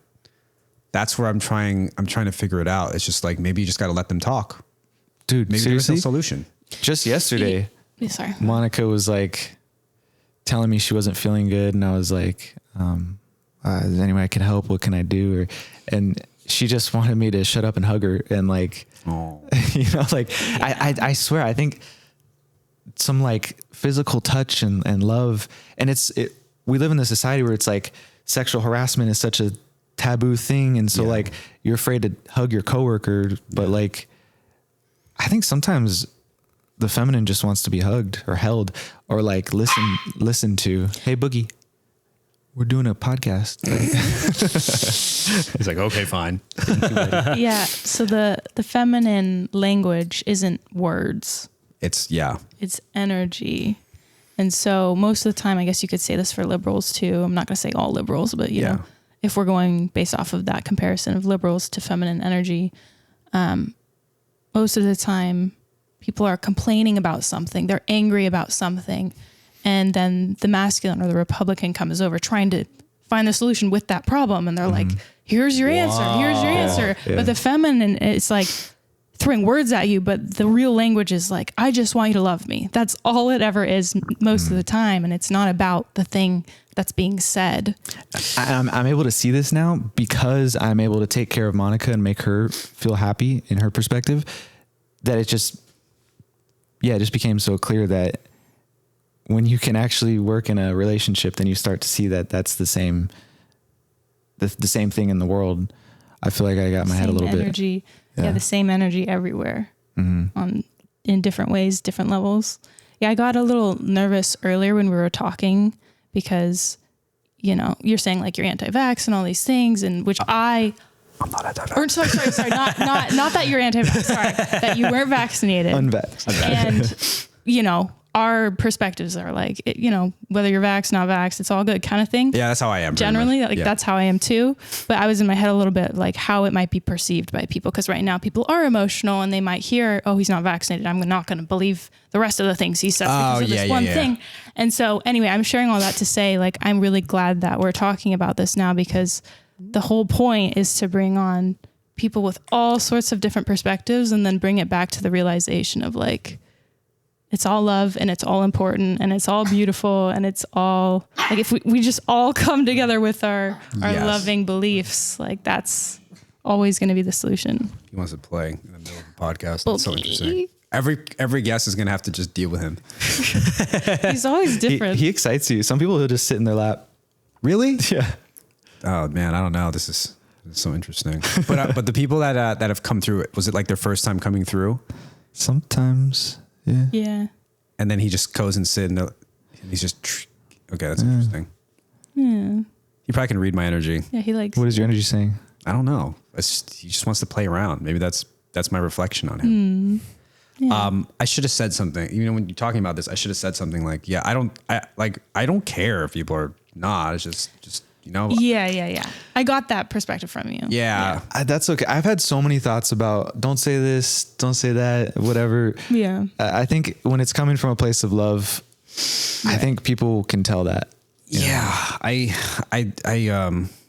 in the beginning, in the earlier podcasts, I said, I told them like, hey, I don't want to bring anything up about that stuff, but I'm like, I think we're now in a phase where it's like, you don't really need to worry about that stuff. You know, like I'm just like, it's till this day, it's affecting me. That's the thing. And I'm just very just like, but it's interesting. The more I kind of just express my stance, people just seem to be more receptive to it. It's very weird. It's like people, cool. Yeah, I notice that people are just more like, oh, okay. But then they start to see me for whom I am. They may have an issue with me, like my decision, but they see me for who I am. And like, it's like, I'm almost like I'm proving a point that it's like, yeah, I didn't choose to do this, but I'm still cool. Or am I still cool? You know what I'm saying? Yeah. Because you accept yourself and your decision. People can feel that. Yeah, that's pretty much it. But for the people who still don't like, I can feel it from the people who don't respect my decision. They're like, they still want to hang out, but it's just like they'll still bring it up, and I just laugh. I'm like, They'll bring it up in conversation in person. yeah, they'll still bring it up. It's so I'm just like, What? I feel like that's great. That's an opportunity to learn a new perspective for each of you. and I was like, okay, do you want to talk about this? Let's talk. You know what I'm saying? Yeah. That's it. But then there's some people who are just not receptive, and it's like, I don't want to talk about it. Okay, fine. It's so weird.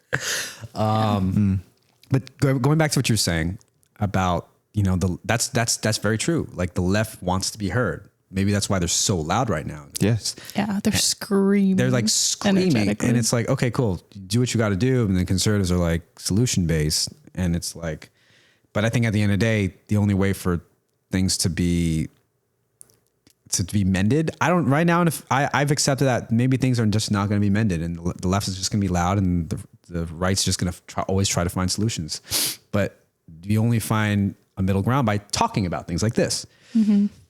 You know, maybe that's it. Well, what language are we speaking? Which I think right now I feel like No, I'm saying when you're having that conversation, you said talking to the left. Oh, It's like, are you speaking your language or their language? Both languages? I think I'm talking in the perspective of right now. The language we're speaking, we're speaking in the level of understanding. Yeah. I think that's for sure. Maybe that's what's not happening nowadays. People are just. So check this out. I think that men love and respect each other once they can come to an agreement, once they can solve a problem. Yeah. You know, like it's like, okay, let's fix this first. And then at the end, it's like, all right, now we hug. Right. I think with the feminine, they want to be like loved first, and then they'll have the conversation. And I'm saying that just from experience with Monica. Like as many times when I try to, you know, fix the problem, and she wants nothing to do with that. She just wants to be seen and held or understood or listened to. And so I'll hold her, make her feel loved from her perspective. And then after that, we have the most rational, problem-solving conversations. Interesting. But it's like that has to happen first. And so that's what's happening is the men are trying to solve it by solving the problem first, and then we can love each other. The women are like, you're not listening to me, you're not hearing me. And like, but you are, but it's like, this is a different language. I just think that the order of problem solving and love is just backwards for the masculine and feminine. Yeah, I'm learning a lot about relational dynamics from you guys. Because I'm also, again, and it's very interesting because I'm learning that because that's how I am. And my past relationships, I was like that, but then I had to learn like, oh no, they just want my girlfriend at the time, she just wants to be listened to. And there's sometimes when like I'm in my feminine and she'll be trying to solve the problems and I'm just like, Amazing. I don't want this. But I'm like aware that it's happening and it just feels so irrational. I'm like, what's going on here? And then she'll eventually just hug on me or love on me or like let me talk. And then I feel better. And then I feel, it's like, that's what I'm saying. It's not just men and women. It's just if you're in your masculine or your feminine. And I'm sure you've been there too, when you're in your feminine and like, you know, you didn't want to talk about the solution until after you felt seen or heard or loved. Yeah. I'm in my feelings. I think that's it. Yeah. What do you mean? Oh no, I'm putting a word on Yeah. that instance in the situation that I was in. Yeah. It's like I'm in my feelings. So I think this is going back to, you know, I mentioned how Destiny wanted like an equal like partner. Oh yeah. But he's also, it's weird because he's also like bisexual and also in open relationship with his wife, and that's where it's like, you know, that's a totally different story. Something that I've come across somewhere on the interwebs. It's you know, I don't think it's always 50-50. It's very fluid. I feel like the energy that you're in a relationship, it's like, okay, sometimes your male partner could be feeling down. So it's like, for example, you have to pour more of your cup into your man, and it could switch, whereas you have to pour more of your cup into her, kind of thing. It's a very fluid way of, and it's not black and white 50-50 when it comes to a relationship. That's something that I've come to understand. Yeah, I think about the concept of yin and yang a lot because Yeah. it's, you know, it's the white with the black in it, and yep, vice versa. It's the opposites. we get you. Yeah. But the opposites make the whole. Yeah. So yeah, we have to understand the other side and like, yeah, meet that person in their. That's why I say loving leadership, because I think a lot about the perspective of a tribesman, of a small tribe of like 20, 30 people. The leader of the tribe wants the best for all of his people because the people together are stronger. Like they have a higher chance of survival. So it's like you need to make sure everyone's taken care of, everyone's heard. And so I think loving leadership is someone who can understand the needs of everyone. Yes. And be able to take care of everyone. Yes. I think it's awesome. Yeah. You know, I was also going to say something too. It's when it comes to understanding feelings, I feel like the way that men process things cannot be the same way that women process things. It's like I'll say this. I don't fully believe that therapy works for men. I think it can work for women, but like, I think at the end of the day, to me, therapy, it's good if you want to understand language, understand the language of psychology. I think everybody should know that nowadays in this day and age, especially in Los Angeles. But in terms of, because you're in therapy to improve your life, right? And improve your relationships with people. I think the way men process it is way different than women. I feel like women can talk to each other and they can figure things out just by talking to each other. But with men, it's like we process things and we improve our life through action. And I think even at the end of the day, like therapy, you get better by doing things with action in the first place. To me, it's almost like having a therapist is almost kind of like having a personal trainer in the gym. You know, it's like, I'm the type of person where it's like, okay, I'm going to figure it out for myself, you know? And that's why I'm okay with where I'm at, because I'm constantly figuring it out on my own, but some people can't. And I have nothing against people like that. I have friends in therapy. But at the end of the day, you really improve yourself with the things you do, with the tools that your therapist gives you. And I don't think that just talking to a person as a man is going to make your life any better. You really have to do things with action. And I personally think like being active, like working out, like being in the gym, or even just fighting or anything active is actually, that's actually instrumental for males. You know, it's like, I think we're hardwired to be hunter-gatherers. That's how we feel useful as in our society. Like going out and hunting, we bring it back to the tribe, and everybody has a good time. And something I've noticed for myself, personally for myself, for me to get out of my ruts, I was like murdering myself in the gym, fighting or whatever it may be. That was another way of me getting myself out of my depression. Like if I wasn't I felt the worst when I wasn't in the gym, when I was going through my shit. Those are some things that I've analyzed about myself and also with other males, but maybe it doesn't work for everybody. Well, I agree. Yeah.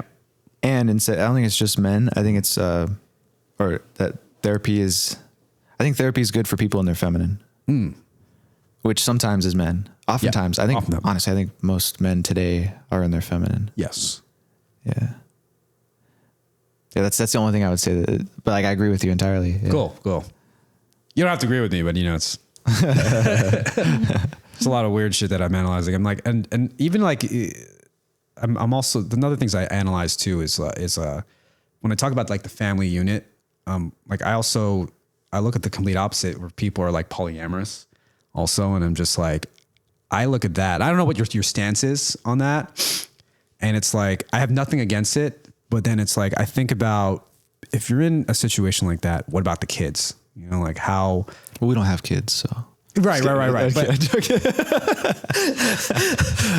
talking about like, if like, because I also do know people who are polyamorous and have kids, and I'm like, I kind of like, I look at the kids and I'm like, I wonder like, how are they going to handle growing up?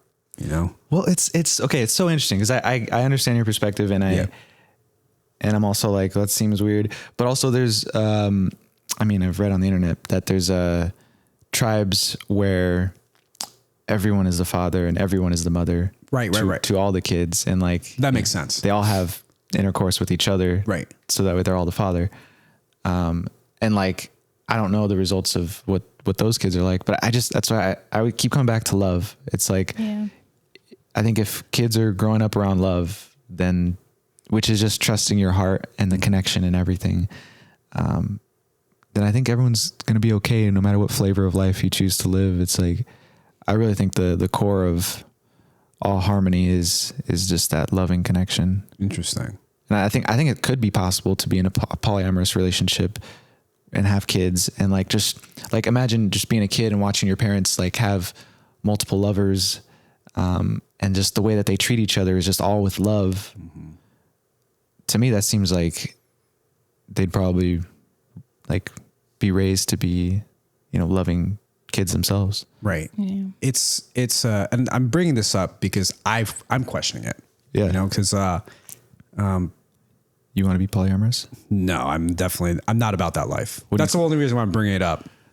Like, and I want to say these things because it's like, I'm bumping ideas off you guys because I'm trying to understand it. Does it work or not? That's the thing, and maybe I should have more conversations with my polyamorous friends about this. But from my understanding, it doesn't work in this day and age. If let's say for the kids, if that makes sense. I think back in the day with the tribes people, it would have been fine. Like you had the leader of the camp, like sharing whatever, all that stuff, as long as the tribe was cool, because I think back in those days, it was more about survival, hunter gatherer, bring home the meat, whatever it may be. Everybody has a good time, fight off the other villages that are trying to rape and pillage, whatever it may be. But in this day and age, because things are so confusing already as it is, it makes it tougher for the family unit, because you have parents who are interchanging partners coming in and out. And it's like, I think that it could work to an extent, but this is why I'm a fan of monogamous relationships. And this is what I believe in it because, first of all, I've came from a family that was monogamous, but it wasn't really, it was just wild.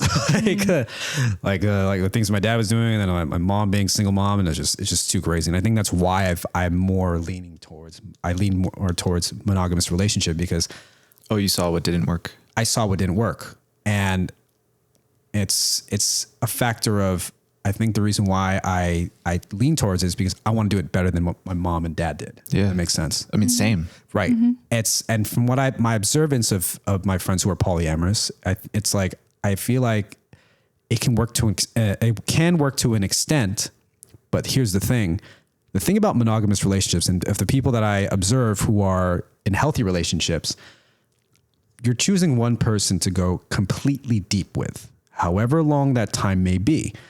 You're constantly making a choice to do that. But in a polyamorous relationships, it's like, I'm done with you. All right, I'm gonna leave you here.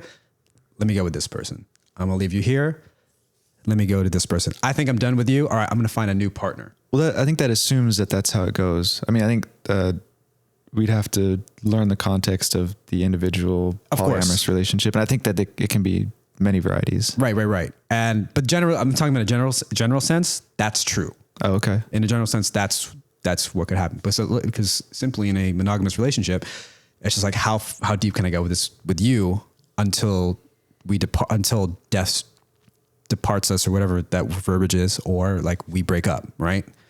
And I think the longer you are in a relationship with one person, the more you understand yourself anyways. Because I feel like something that I've come to understand is the more you date like other people, the more you're like, or in a polyamorous relationship, it's just kind of like, you're kind of just reintroducing yourself to a new person. Like you're telling a new story, or telling the same story to a new person all the time. I can see that. Yeah. Yeah. And because that's what happened. That's what's happening with me.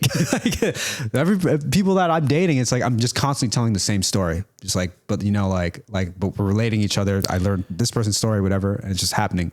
You're saying you're not getting as deep as if you were with just a single person over a long period. Yes. Yeah. I get that because I definitely experienced that with Monica. Yeah. That's something, I think the reason why I voice this is because I'd like that experience. I want to know what it's like to go extremely deep with a person. Like, and it's because I haven't gone there yet. I've already hit those marks. You single? Huh? You single right now, right? Yeah. I mean, like, I'm just like, whatever. But like, I've hit those marks of like, I'm like, okay, cool. Yeah, I've experienced this. Okay, cool. But I don't know what that's like. I don't know what it's like to be there. And I look at my sister and my brother-in-law, they've been together for 10 years now. And I'm married for, I can't really put off the top of my head. And I look at that, I'm like, motherfucker, that shit could fucking work, And I don't want to say I'm jealous. Did you previously think that it can't work? There were times, yeah, but I think it's because I didn't think it could work because of like the people I was around. But that's something that I noticed.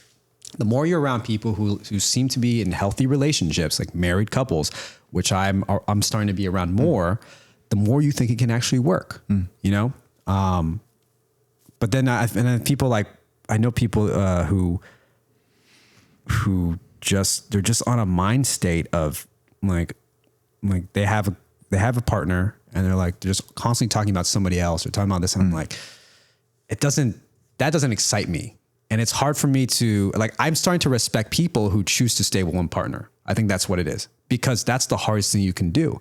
Sticking with one partner and just working through it. I admire that shit.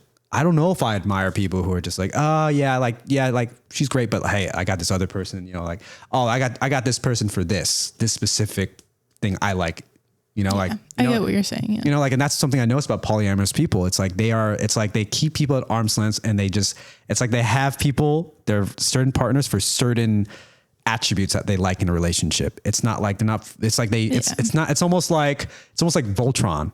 It's like, oh, I got the yellow line for this. I got the green line for this. Motherfucker, why can't you just have Voltron? You know what I'm saying? I don't know what Voltron is. Oh, God damn it.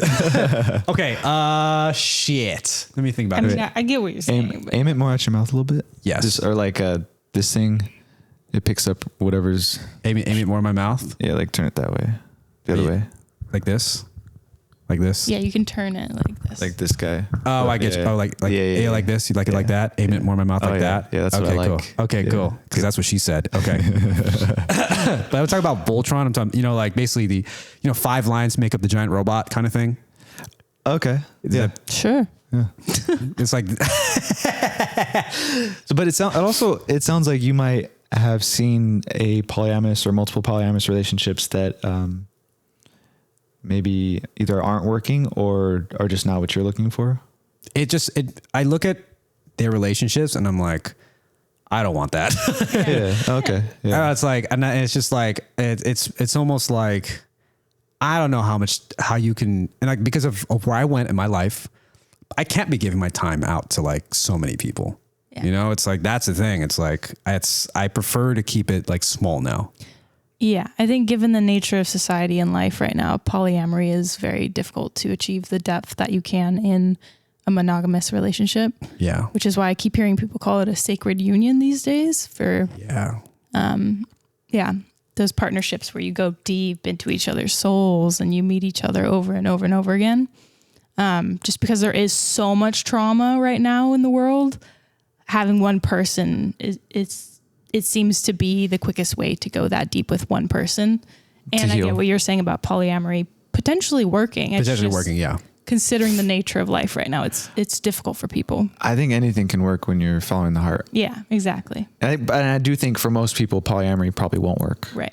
Yeah. But I'm always open to the idea that anything could work. Yeah. Yeah. Me too. I think what it is I haven't found a respectable person that's polyamorous. Like, oh shit. I haven't seen an example of a strong loving example. polyamory. All I've seen of strong examples of people, they're all like they're all in like long-term married relationships. I haven't seen someone like, oh damn, this person, this person's the shit. Yeah, I get that. You know what I'm saying? It's like, and then, I think that's what it does. To add to this, if you can give me this time and space, it's like us growing up. I feel like it's really just about being people our younger self could respect. And I ask that question for myself all the time. Like I try to, like, would my 7-year-old self respect the motherfucker that I am today? And yeah, that's pretty much it. It's if I'm not that person that my 7-year-old person can look up to and be like, he's the shit, then I don't think I'm doing my job. I like that perspective. I also like the one, am I the man that I would want my future daughter to be with? That's a good one. That's another fucking thing too. I think, when you think about children, I should be thinking like that. Dude, I mean, the family unit, children, family, it's the reason why it's so important is because that's literally all of our ancestors had to figure that out, had to make that work. Right. Or else we wouldn't be here today. Exactly. Like it's ingrained in us to love each other. Yeah. Yeah, the ancestor thing, that whenever I think about the nature of our relationship and how loving and connected and deep it goes, it feels like in a way I'm honoring my ancestors for all of the pain and the trauma that they went through, because they were so caught up in survival mode that they didn't have the chance to even begin to understand what this kind of relationship is. So yeah, I don't know. That was just my point on the ancestor thing. Cause But I vibe with that 100%. Yeah. It's like we just, I mean, are all our parents not from America? my dad is. Your dad is, and you're, I was gonna make a joke, but no, they're from here. Okay. what's the joke? I don't know. I was gonna say he's from. My mom's from Cambodia. I don't know. That's why I didn't make the joke. Okay. But they're both from America. They're both American Hispanics, or you're half white and Mexican. Okay. So my parents came from the Philippines. Mm-hmm. So, and so it's like, I feel like it's my duty to, because they came here, like where my mom was from, she came from the part of the Philippines she came from. It's a place called region called Bicol, and in Bicol, like I went over there like 2014, like 2018, something around that range. Like you got kids like taking baths in the rivers and streams, and there's like trash there and shit. Mm-hmm. I'm like, how can I not be any more grateful? As crazy as and ungrateful people in America are, like going over there made me realize, oh shit, like I really should be like grateful for the things that I have now. Like my mom came over here, and my dad came over here from the Philippines. It's like, I feel like it's my duty to just make shit happen as a first generation American, if that makes sense. I'm constantly trying to do that. Yeah. Yeah. Non-traditionally, obviously. Yeah, I get that for sure. With my Asian side of the family, just how deep it goes. Have you been to Korea yet? I have, yeah. Okay. A couple times. Okay. It's a different world. Yeah. A whole different world. Mm-hmm. Yeah. Yeah. I like, this perspective of whenever I feel grateful for my life, and whenever I feel love for myself in this world that I get to live, it does feel like an honoring of all the hard work that my ancestors did to get to where I am today. Like they did this for me. I'm going to enjoy it because that was subconsciously or consciously their goal. It was like they went through all of that hard trauma of like my grandpa leaving his parents in North Korea, never seeing them again after age 15, you know, like just working all the time, moving to America, first generation, like all these things. It's like he didn't have time to think about gratitude and love. Yeah. But he was trying his best to provide that for his family and his future generations. And the fact that I'm able to actually experience that in this lifetime, it's like all the time I'm like saying thank you to the past generations that got me here. And yeah, I'm gonna get emotional thinking You're about half you're half North Korean? Well, my A quarter. grandma's South Korean. My grandpa was born in North Korea, but he left at 14. So I guess a quarter. I don't know. That's crazy. But he left North Korea during which time frame? It was before things got super crazy, like how they, you know, have been. Yeah. But it was, you know, obviously not great. Okay. So, It was because if it's your grandfather. So did he leave before the Korean War? I don't know. Interesting. I have to look into that. Are you familiar with Yeonmi Park? Yes, I love her. Did you listen to her? Yeah. I listened to her on Joe Rogan and I was like, holy fuck, dude. Yeah, it's 1,000 times worse than it was when my grandpa was there. But you know, it was leading up to that, so it couldn't have been good. But yeah, her stories are just heartbreaking and so admirable that she's willing to share them. And it's crazy. I was just like, what the fuck, dude? Yeah, it's bad. Yeah. That's why I do try to be grateful. Mm-hmm. Yeah. I try. Mm-hmm. Yeah, and the more we're grateful, the more love we spread into the world, and eventually North Korea, I'm hoping, will evolve out of that state that it's in, and all we can do is just love and be hippies. I was gonna say eat mushrooms. Mushrooms. There we go. You know, I get some shrooms. Yeah. I know you do. Am I too far away from this mic? I feel like I'm too far away from this mic. Yeah, I haven't done shroom trip in a while. I felt like it hasn't called me. Maybe it's because maybe just don't need it right now. But soon, I think when time comes. Yeah, it stopped calling me for a bit too. Really? I was like, oh, interesting. It's not talking to me the way it used to. It sounds so silly. I'm like saying shrooms talk to me. People who never do shrooms are probably like, what the hell? This girl. It's weird because I noticed that now or the last time I shroomed, it was like, you know, because it talks to you or you talk to yourself or it induces a chemical where it talks about You talk to God. Yeah. You talk to your highest self, basically. And I feel like it's less painful. The last trip was less painful because I felt like I was getting closer. I'm getting closer to what that is. I don't know about now. So we'll see what it says. Amazing. That's super cool. Yeah. Yeah, that's actually really cool to think about. Yeah, I've noticed every time I've done psychedelics, like each time has been closer to a blissful state. Yes. Until now, it's just like absolute bliss. But when it first started, it was, you know, I was dealing with the trauma and it was scary. But yeah, it's cool to know that you can get to a point where it feels really good. Yeah. I don't know if I'm getting there yet. I mean, it still hurts, but you know. Yeah. You're doing the dang thing. What hurts? The trips that I've had, like the mushroom trips, like I think for me, my experience when I'm on mushrooms is it exposes me to the truths that the truths of my life, basically. So that you normally like hide away from them, and then now you see them, and you're like, oh, it's too much. Yeah, it basically just made a lot of my issues growing up visible. Yeah. And it also makes my aspirations in life, the things that I should be doing, even more visible. It like makes it louder. Yeah, for sure. And as I've said, from my last trip, it didn't hurt as much because I would think I'm on the way to that. You know? So Heck yeah. I think mushrooms really do help you heal. Magic mushrooms do help you heal. Yeah, definitely. Plant medicine, the best. I say that I think every bad trip that any of us experiences on mushrooms is from holding on to an idea or a belief.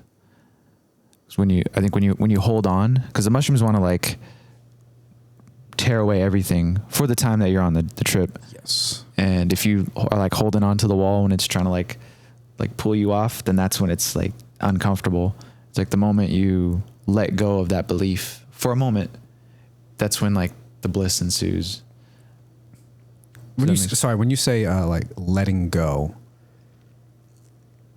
are you saying more like it? Is it making it visible to the thing you're experiencing, and then it helps you let go, or it's almost like, I mean, okay, so for my personal experience is when I do a large dose, it feels like I'm diving into the mushrooms. yes, And if I just allow the mushrooms to like kind of take me and just like let go of any notions of I don't know, reality. Yeah. Just like let go of everything and just let the mushrooms show me whatever it is that they want to show me. yes, And just like accept it. Like I welcome this message, whatever the message is.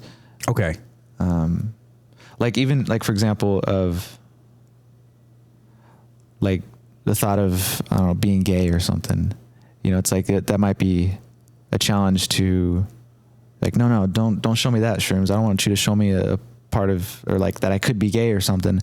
And if you hold on to that belief, that's when the experience gets weird, because it's trying to show you something and you're just like, all right, you know, I'll be uncomfortable. right, But the moment I go, okay, show me what this is. And let's say it is like being gay, and it's just like, maybe wanted to show me a perspective about being gay that I didn't see, not necessarily that I'm going to be gay. right. You know?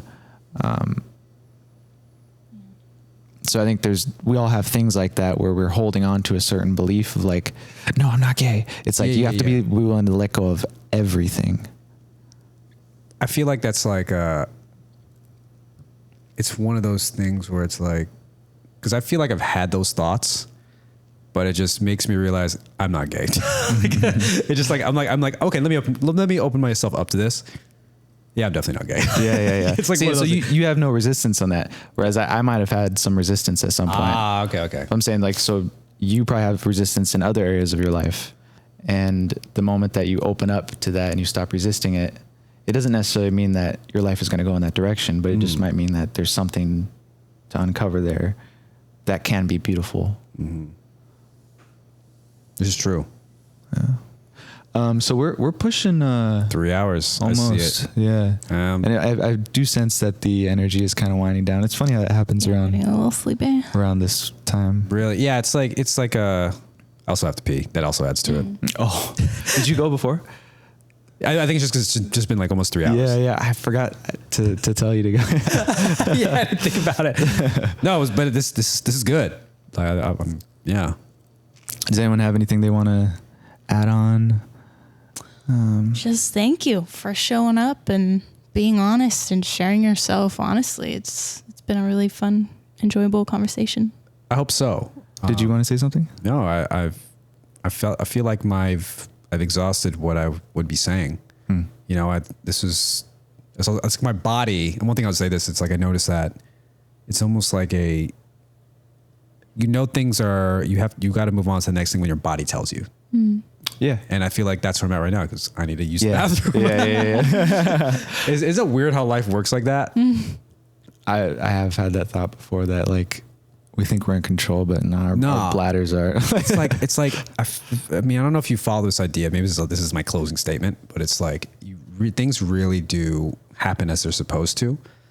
And if like we fight, and like you're saying, if we fight against it, that's what causes us to get depressed or anxious. But you kind of just have to just accept things as they are and let it flow. That's something I'm constantly, recently even more, practicing the law of detachment. But even more now, it's just starting to get louder in my head. And you really just have to let things go, because I was in a state where I went there, and I was like, almost my whole 2022 was depression and anxiety, like a lot of it. So this is the year where I'm really just like healing from everything. Let's go. Congrats, man. High five. That's awesome. So I appreciate you for inviting me over to share this story. I mean, there was times I felt like I was on a tangent. Oh no, that's like the whole reason why I'm doing this is just, I think sometimes people you just build things up and then you don't let it out. And it's like having a space to just express I think can be healing for a lot of people. Yeah, I I think that's it. It's just having conversations like this, and I just wish that we could have that people could be open. You know, that people could just be open to talk. That's why I'm doing this. I like, honestly, my idea is I'm leading by example. That's what my intention is. Keeping your word. In hopes that people can see these kind of conversations and then have them with their friends and family. Oh, also, if anyone's watching this and they want to come on, they're in LA, you want to stop by, I want to have more conversations with more people who are willing to express themselves vulnerably and honestly. Anybody's welcome. I think that, you know, I'll post some of these clips, and of course people are going to be like, I'm going to have some people are going to be like, oh, that's dope. And maybe I can connect you with interesting people. Cool. Yeah. I definitely I really want to see the episode. You guys, as you know, as anxious as you are about posting it, I want to see the episode with Blank. You know, I'm very curious. I'm pretty sure that was kind of like a healing conversation you guys had too. Yeah, I think it was a great combo, and it was a good combo. I was just in my head, and but I'll put it out. Yeah. I'll just do a little intro video. Okay. And I hope that I hope I also help facilitate in where, because I noticed you felt nervous. I don't know if you did, but I hope like I helped you feel comfortable talking. yeah, you did. yeah, for definitely. I feel like it's like a blessing and a curse for me, because I feel like I attract people because I'm just so whatever, and then I attract weirdos. It's fucking hell. I could feel your intention to make this relaxed for both you and us. Yeah. Yeah. Isn't that how it should be? It's like everything should just be relaxing. Oh my God. Sometimes if a lion's coming after you, That's a different story. You have to change your mood. all right, guys, who's hungry? Let's do it. Oh wait, real quick, I almost didn't say. Thank you for coming. Thank you for generously giving your time, for sharing yourself, Yes. vulnerably and honestly. It's a really beautiful thing, and I love you naked, man. I love you naked too, bro. I I love you naked too, Monica. Woo! In that, but in the in the way, in that's expression of saying. Yes. Boogie, chill. He's all jealous. I want a hug too. I'm gonna hug too.